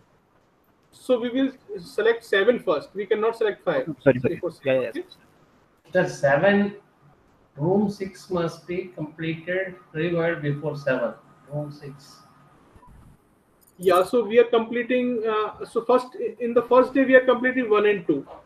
Okay, now 3, 4, 6 are available. There is No, no here dependency. you have shown that 7 and 5 are dependent. 7 and 5 are dependent. But 5 is dependent on 7. Okay, so we have to complete 7 first, then we can select 5. Okay. Okay, so because of that, we are selecting 7 in a 1 day only.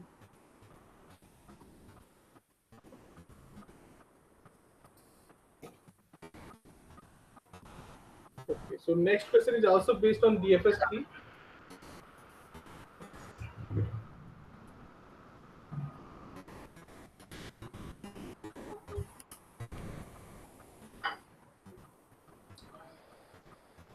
So here we have one undirected graph. We are traversing using a DFS traversal and creating a traversal tree. Let U be a vertex in G and V be the next visited vertex after visiting U. Okay, so consecutive visited vertex in the DFS tree. Which of the following statement is always true?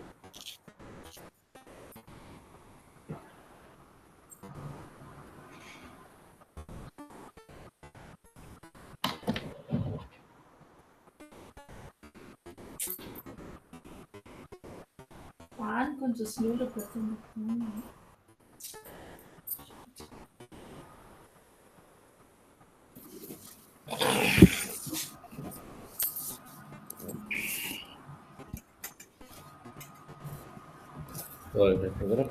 ఇంకా రాలేదు ఆవిడ చిన్న మంచిది. So sorry, I'm getting B and C. So by 6 and 4. So there are 2 correct options, no? No, this is MCQ. No, it's MCQ. I think B is correct. Okay, so B is now increasing. Now, initially I also thought B, sir, but there is some issue in that. C might be correct. Yeah. Okay. So we are creating DFS traversal. Okay, and here U is visited. Then just after that V is visited. Okay, and which of the following are the correct statement? So first thing, in the original graph. Okay, so the first statement. Just read the first statement of the A and B. Okay, so U comma V must be an edge in G. So this is always true. No. Right. EU and V cannot be an edge also sometimes, sir, if there are different Yes. So Components. different. And sir, Yeah. what is descendant? Means the first one. Ancestor.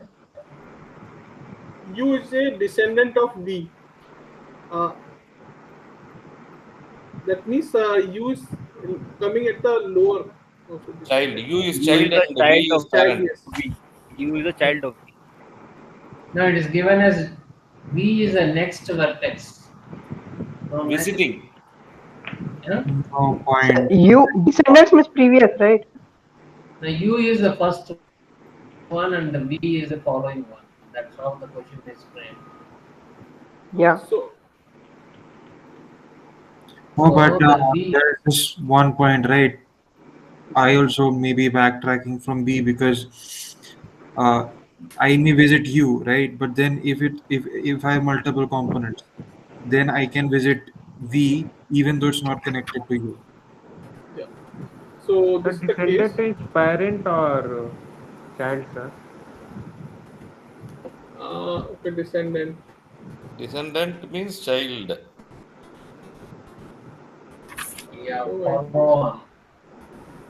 Let me check one second. No, descendant is not the child. Okay, It okay, is okay, one parent, no, second. sir. Child, grandchild, great grandchild, all are Yes, yes, descendants. yes, yes, yes. Child and grandchild all are coming as a descendant. Not only the direct child. Okay. So, so what is the case of this first and A and B option are not corrected? Okay. So suppose we have graph like this U and like this. Okay. So this is the only option U and V. So if you traverse this, so what order you are getting? A A, U, using the V. DFS. Okay. So using the DFS. So then U and then V. V. Okay, so V is just coming after U. Okay, but here U and V are is no edge in between U and V. Still, you are getting this sequence. Okay, so in the first two option, the first statement is incorrect. U comma V must be an edge in the G. So this first statement is incorrect. Same things in the B option, it is incorrect. Now C option. If U comma V is not an edge in G, then U is a leaf in T. Okay. So yeah, this condition is true. This condition will always be true. If U and V is not in the edge in the graph, so definitely U is the leaf node. Leaf means there is no child after that. So, so this is the case when you will revert back. Okay, so you will use the backtracking to the previous node and you will choose the different path. Okay, so backtracking is only possible in the DFS when the node have no child. But conditions given in the question is not taken care, sir. You're just reading only the options, but what is the conditions relayed in the question? So question is given, simply order is given. U is the first node visited, and then V is the next visited vertex. Okay, so we are traversing one graph using a DFS tree, where we are in this traversing order, we are getting as a first visited node, and just after V. Okay. They're not following each other, huh? Okay.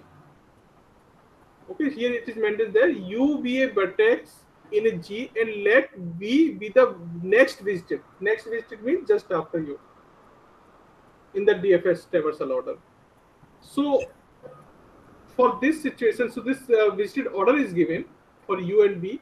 Now the option C is saying that if U and V is not an edge in the original graph, so definitely if you are getting this sequence U comma V in the traversal order, so U will be the leaf node in T.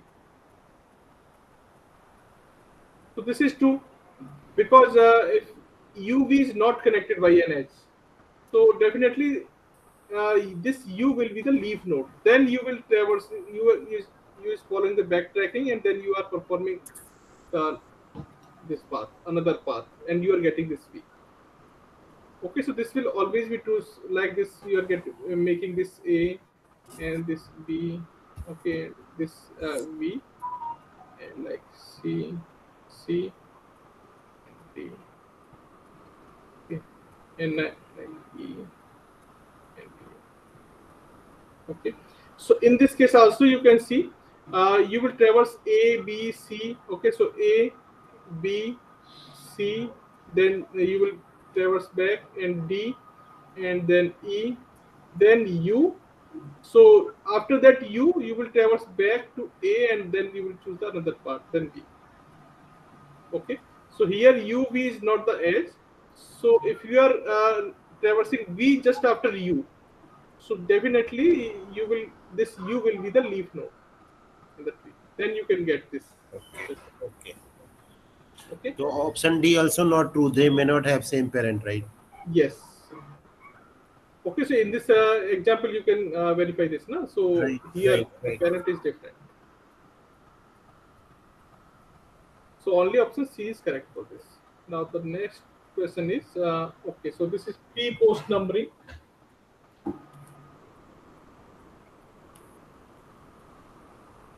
Sir, before this, in previous question, if we remove the must be constraint, then what would be correct option between one and A and B? Okay, so you are removing the must. Okay, if UV and edge in G. So definitely you should be the parent of V. Okay, B so will be the correct. A uh, will be wrong. yeah, B will be the correct. B is the descendant of U. So B option is correct, sir. So Then in that case, I think multiple answers will be correct, right? Yes. no Sir, means what is the B case option that he will be asked? correct. No? Can you just repeat what is the scenario that he asked? If he is removing that this must word from the A and B. Then option B will also be correct, right? Not So A. suppose the statement is written like this: if UV and edge in G, okay, then U is a descendant of B in T.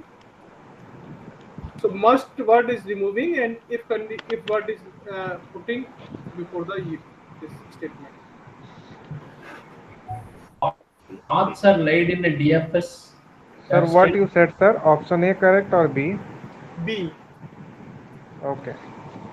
Sir, the path is in DFS. Does it really influence the decision differently? Path. Sorry, path. What you're saying? Can you please go back to the previous question? Previous question. Which one? Previous is this topological. No. Next one. No, This sir, one. 26. I guess he's 25. asking the last question. Yeah. Last. This. No, No. the last question, sir. 25. 25. So this was the open one at the time. This one? Directed graph. Yeah. See, where are we using the depth first search consideration in your graph? Can you see your graph? It's there or it's gone. So DFS is written at the above first line. Let T be Yeah. a depth first search So in traversal. your graph, two options you are given now. One with the leaf node and the other one is with the descendant node. No. But here it is mentioned that UV must be an edge. No. I'm not coming there. I'm Uh, just reading your graph and the first statement, second statement. So between those two, the descendant option selected one because of the DFS. I'm not getting your It point. is saying that let U be a vertex in G and let V be the next visited vertex after visiting U in the traversal. This does Right. not mean that it is a descendant. This means that it comes after U. yeah. So So that's So may or may not be a descendant, right? so no, definitely it will come. So if we are visiting V just after U. no.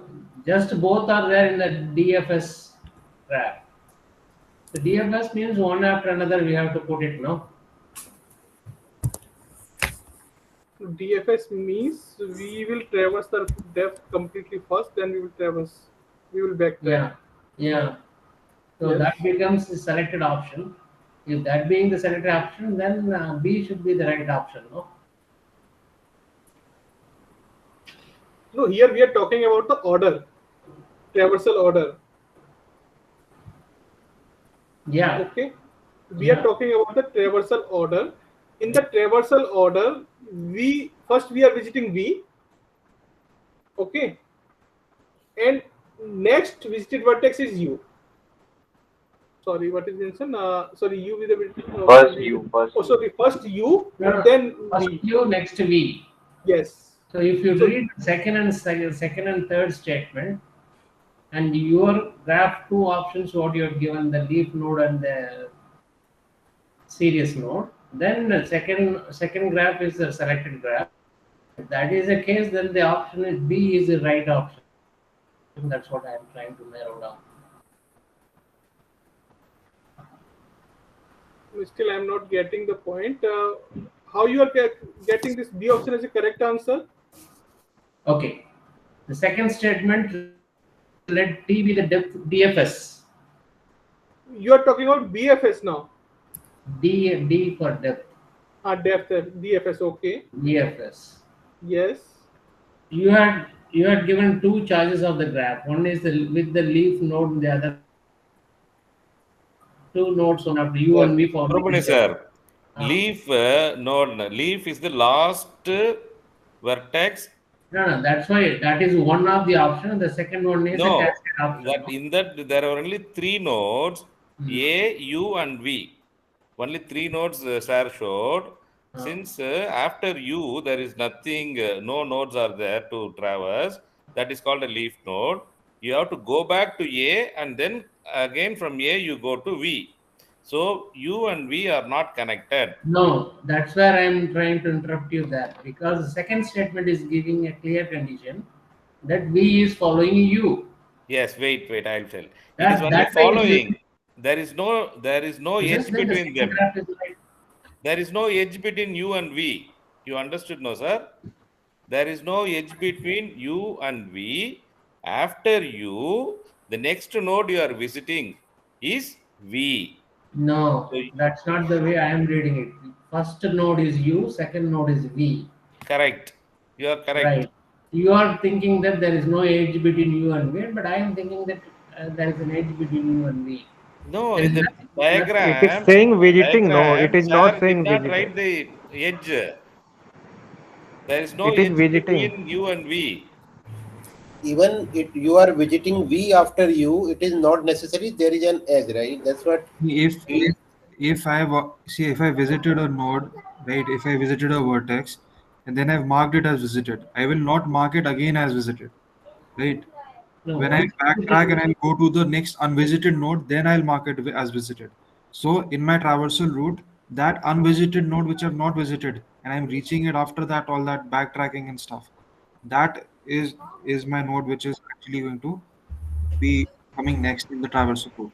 Okay, Actually, visiting is We'll the go to the next. dictionary that we create in algorithm. So think like that. That dictionary is visiting actually. So what your case is, you are backtracking it and taking a different path to go to V. That means it does not become a descendant. Huh? That's the Yes. confusion. Show Okay. the diagram, sir, once Sir, that you have diagram can drawn. you show, The sir? first one. Yeah, the A diagram. U A U V. Do we write this like this, or do we write it as A U A V? That is the confusion here. Yes, The that's first right. line. Yeah, you wrote A U V, right, now, sir? Do we Yes. write it as we consider the order of visiting as A U V or A U A V? What is the proper Okay. order to consider? Okay. AUAV. No. AU, AUAV. No, Here we are not marking the visited. No, in the backtracking process, we are not marking the visited node. It's AUV. Okay. Okay, we should, So even though we are going by that route, we should not list A again. yes. It is just AUV. So this is the backtracking process means if we are implementing using a this recursive approach. Yeah, yeah. By intuition, it sounds like it is V is not the immediate node that is being visited after U. There is a path via A, so it seems No, no. confusing. Okay, okay. So actually, in the when we are talking about this traversal order, visited traversal order, when we are reading this BFS and DFS, okay. So in that case, when we mark our node as a visited, that we consider as a marked node. Okay. If we are using the backtracking and the node is already traversed, so again we not marked actually. Okay. So if you're talking about the visited order, so that order is actually representing the when we are marking visited. Okay. Is this So the here, question that that person has asked? Subramani sir. Yes, sir. Okay, we'll go to next question. Yeah, we'll go because in the interest of time, let's move not in the Sir, midnight. sir, next question, please, sir. okay, this is the last version. Okay. So this question is based on the pre and post numbering. So here some memory knowledge is required. So just there are three conditions it's given. Yeah. So in the lecture, three conditions are given for the pre and post based. Just remember these three conditions. So here we will check the condition for back edge. Okay, so in the DFS tree, when we are calculating this pre and post numbering, so which edges actually represent the cycle? Should be backward edge. Back edge. So what is the condition of back edge? The one I'm going to that should contain the one I'm going from or something. So it's like the second one, right? That pre and the V part should contain U. Yes. So because I'm going from back edge is going from U to V. Yeah. So B is the correct condition for this. If we are checking for edge U comma V, okay, in the graph, so we will check the pre and post numbering for this V and U both. If our range pre of V comma pre of post of V, this range contains the range of pre of U and post of U. That means this UV edge is a back edge. Yes. Okay, and if our tree contains any back edge, so that means this is a this edge is creating a cycle. Okay. So option B is the correct option for this. So just remember three conditions for the cross edge, back edge, and pre edge. Sir, can we expect question from this pre and post numbering? You can accept. Because it is like option A is forward edge, option B is back edge, option C is cross edge. Yes, yes.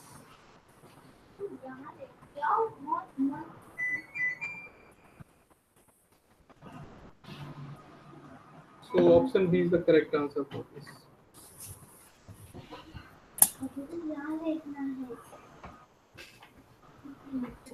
Okay, so this is last question. If you have any query, you can ask. Sir, we have a lot of questions, sir, but already 12:10. Sir, I have one question. Tomorrow, do you have any, sir? Basically, we have covered certain types of questions from the quiz, but there are some more questions where it's implementation-based questions, theoretical programs. So that also amounts to a very So actually, in the quiz exam, we generally not ask the implementation and coding based person. Sir, 3-4 quizzes it is there, sir. Sir, What will be at the end of this is the code. What will be the end at once you run the function, you will be given one list. All those so that actually, yeah. So okay, the implementation code based question actually asked for this linked list type of question. not the graph-based question. We never ask the graph implementation-based question. Yeah, graph based, but others also is there, no, sir. In graph based, there is one topological question where it says what are the different types of number of topological ordering is coming. How can we know, sir? With Yeah, That so was for like this you type have of to. question, actually, we ask for the small graph, so you can manually check how many Hmm. topological order are possible. Okay, so this question may be asked for only when you are getting That only. was in mock, right? Sir, for topological art specifically, there is only one point that which in degree 0 vertex we need to visit. In Hmm. variation in that create different topological sort, right? Yes, so at any time, if you are getting more than one node within degree 0, you can select any one. So at that time, you are getting the different topological order. If you are selecting based on the selection of your node, you are getting different topological order. So to solve this type of question, just create a tree structure. Okay, so where is this Sir, question? sir, I have one question, sir. Sir, I have one question. Hmm. In Quiz-1 question number 13, I'm not able to solve that. Quiz-1. Yeah, Where is Quiz-1. the Quiz-1? Sorry, Okay, so mock Quiz-1. Mock Quiz-1 now. okay.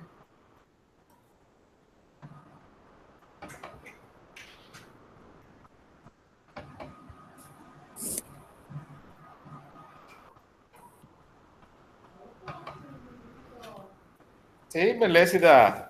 Right. This one? Sir. Yeah, this one. Okay.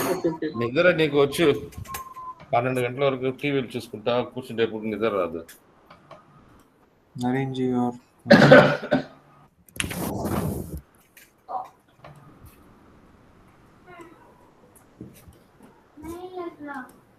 Sir, what was the question? One graph is given and 2 comes before 3 and 7 comes before 8. Then how many different ways are possible? And Like if comes 2 before 9, yeah. before 3, then 8 must appear before 9. Otherwise, there is no constraint. Yeah, so I this could see only condition. one is the answer for this, but 692 something is there. I can find out Yeah, only one. I got 1 or 2 right, not 10. And the correct answer is 10. 10. Sir, I got 10, sir. I got 10. I got only one, sir. One only, okay. One is only because when you are following the condition. When you do not follow the condition, then you get the rest 9. Oh, Yeah, we yeah. have to follow the condition, no? But we have to follow the condition. We can No. also apply little knowledge of permutation combination here. Yeah, see, it's permutation combination, exactly. Yeah. Okay, so let me just. So what is the condition? Okay, I'm explaining this.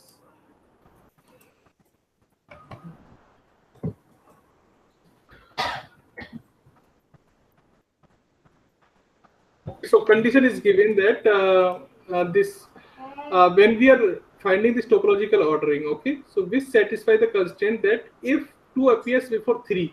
Okay. Really- I was only doing with this condition. I was not trying other conditions, right? We can try other No. condition also, right? Yes. So if you are getting in any order, if you are getting 2 before 3, so in that order you have also you have to maintain this condition. 8 must be appear before 9. Okay, other condition may be free, right? No Yes, maybe combination. free. Yeah. Okay, then I will do it. Okay, I was just doing Sir, this condition. question is only. confusing, sir. What is order of 2, 3, 8, and 9? So this is not the order. When so there are multiple order topological order are possible for this. Okay? No, for 2, 3, and 8, 9. So if 2 appears before 3 in any order, so in the same order 8 should also be appear before 9. How we will solve this with permutation combination? Somebody was saying that right now. Direct formula we cannot apply on this. Yeah, we will have to draw it one by one, right? Yes, we have to draw that maybe by the tree structure like this. No, we can at least fix some positions for, obviously there are 10 nodes, so there will be 10 positions, but one will always be at the first position, 10 will always be at the last position. That is for sure, right? Right. Yes. And 2, 3, 5, 4, 5, there are 4 gaps, and only after these 4 gaps 6 can come. So 6th position is also fixed. It can come only after the first 5 and before the last 4. So the position of 1, 6, and 10 are fixed. So this Okay. way I am trying to fix some vertices and playing around with the others. Oh no, if needed, I can continue explaining. Yeah, please do it. This is Please do okay. it. Yeah? This is Also, fine. that permutation combination thing is Yeah. like if you have that Is 1, it 2, 6. possible that we get the right answer? So you have got one thing So which is like can common, you right? please write like Huh, 1 so and then 4 spaces and then a 6? They are like, so besides the given condition, there are 3 options in the first part, 3 options in the No, second part.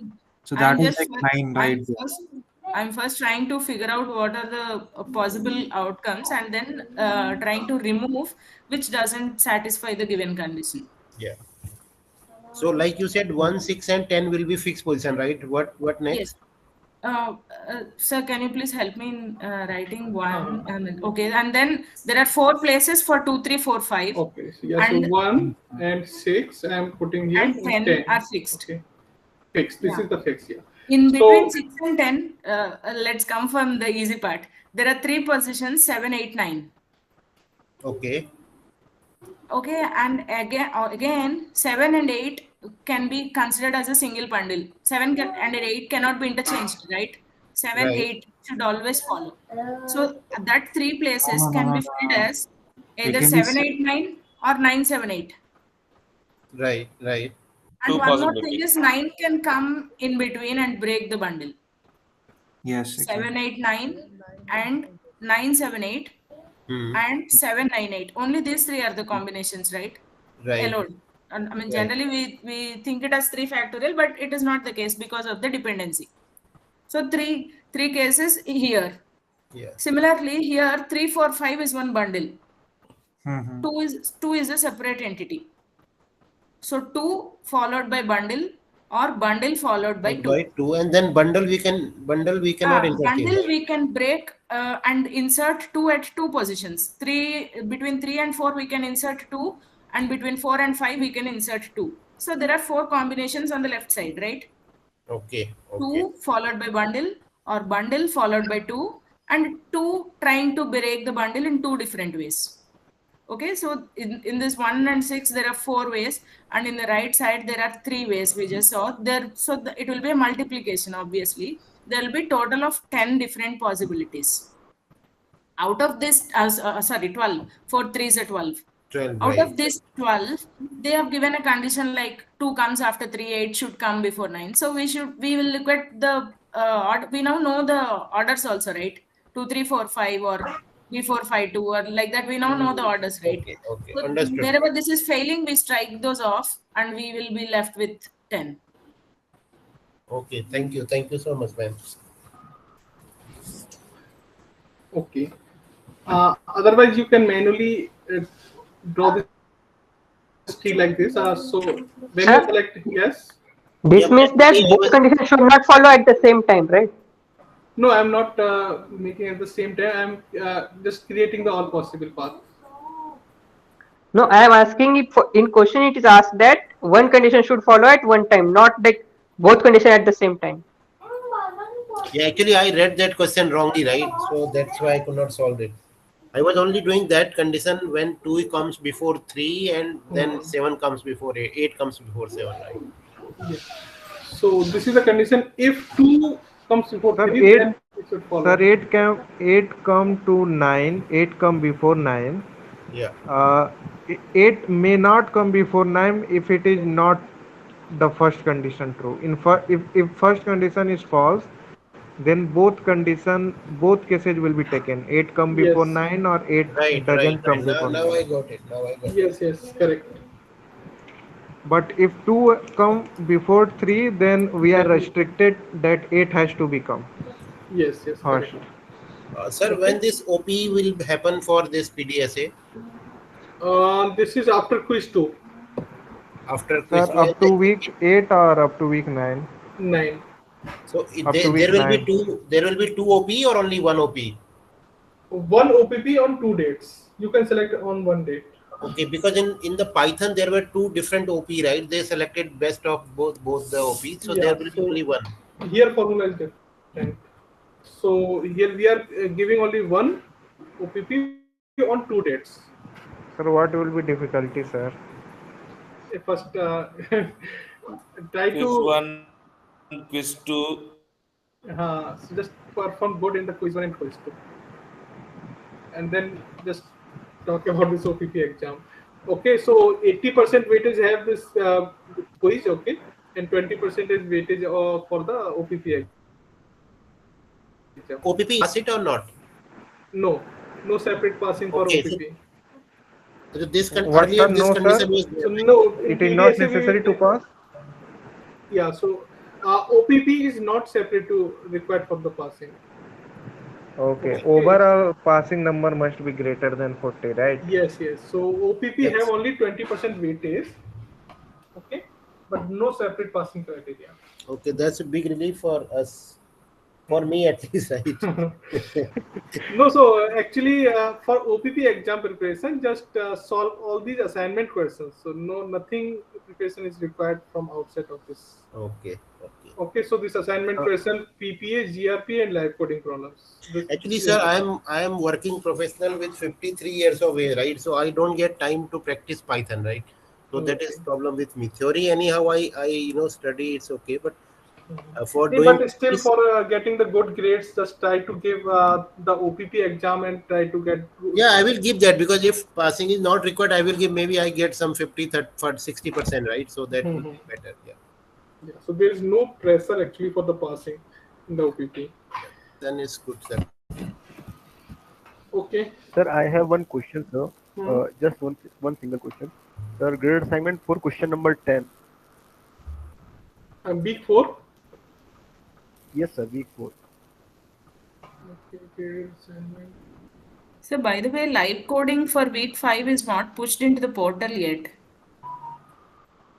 Week 5 is not uploaded. Oh, okay. Into this portal, it is there in Replit, I guess, but it is not being pushed. Only live coding is available till week 4 in this portal, in this Seek portal. Oh, Seek portal, no?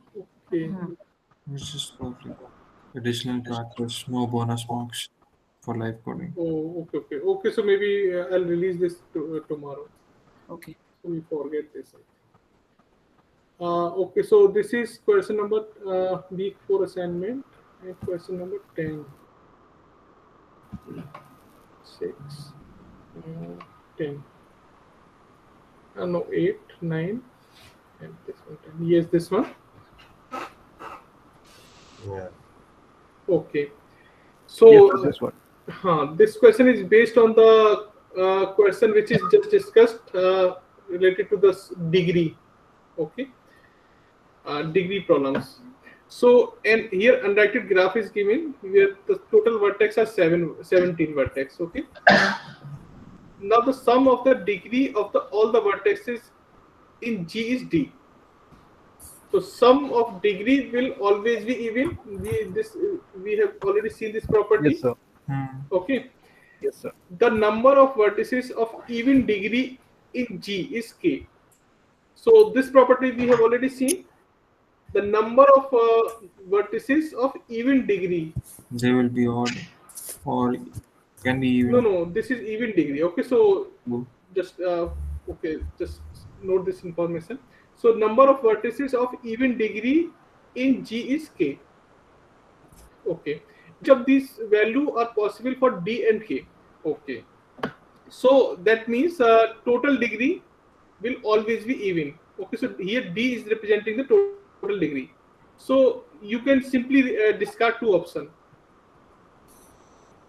Which option you can discard? B and D.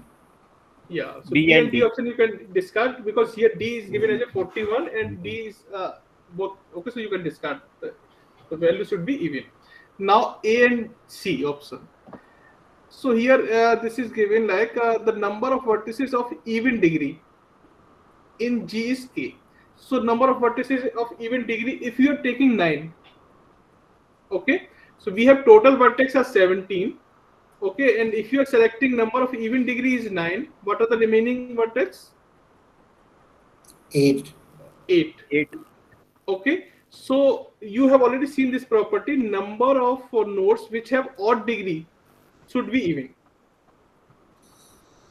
Okay, so for option So number of nodes with the odd degree should always be even. So in this in the A option, this is true. Okay, so 17 minus 9 is 8. So that 8 is representing the nodes which have odd degree. So this is okay. But in option C, if you are considering this k equal to 10, that means what are the remaining nodes are 7. And the 7 is representing the number of nodes with odd degree. So that is not possible. Okay, sir. The Okay, number of so nodes with degree cannot Got be the the point, sir. option C, number of nodes with odd degree cannot be odd. Okay, so the option C is also eliminated here. Okay, so we have only option A is the correct answer for this. Sir, O OPP is not compulsory, sir. So means passing criteria is not compulsory. Sir, how many students have passed in previous semesters? Means what is passing percentage general? Approx 70%, 70 more than 70%. And 30% did not get passed, right? So 30%, so they are not failing only for the OPP exam. They are failing in the quiz also. Okay. So in Sir, I'm not saying overall passing percent. I am saying passing percentage for OPP only. Means how many students got passed in OPP? so as we said that there is no passing criteria in OPP. Okay. So there is no passing percentage for the OPP. We have only 20 marks for the OPP. So some students are getting maybe 5, 10, and many numbers. Okay, so there is no passing percentage for the OPP. Sir? So still in the OPP exam, more than 50% marks students are approx. In the previous term, we have approx 250 or 300. 250? Yes. Sir, Sir, for I this didn't get the point, sir. Means Sir, what did you say? out of 20 marks, how many students got more than 10 marks? More than 10 or equally, approx 250. Okay. In OPP only you are talking, How right? many students were there? Approx 800, 900. Okay. sir, for this PPA questions, what is the deadline for weeks And sir, 5 for and this 6? term, how many students are there? Sorry, what is the question? PPA question? For What is the this PPA? deadline for the weeks 6. Okay, okay. So that is, I also don't know. You can ask 27th, to I the think, 27th of July. For PPA question. I So, think Week 6. PPA bonus marks, I don't know, like I guess August 6th or something like that. Is it? For week 6, I am asking. Yeah, that only I'm so saying. week 6, I Grade think or the it will PPA? come after the quiz, no? So week 5 at and the 6. time of quiz, week 4 should be completed till week 4. Okay. Means okay, means up to Sunday, questions up to week 4 should be completed for PPA for bonus marks. Yes, correct. Still, you should ask to the support. I am not confirmed for this. And sir, the live session code present in this our module on our dashboard, that is not counted for No, no, practice. not for bonus. Okay. And sir, how many students are there for this term?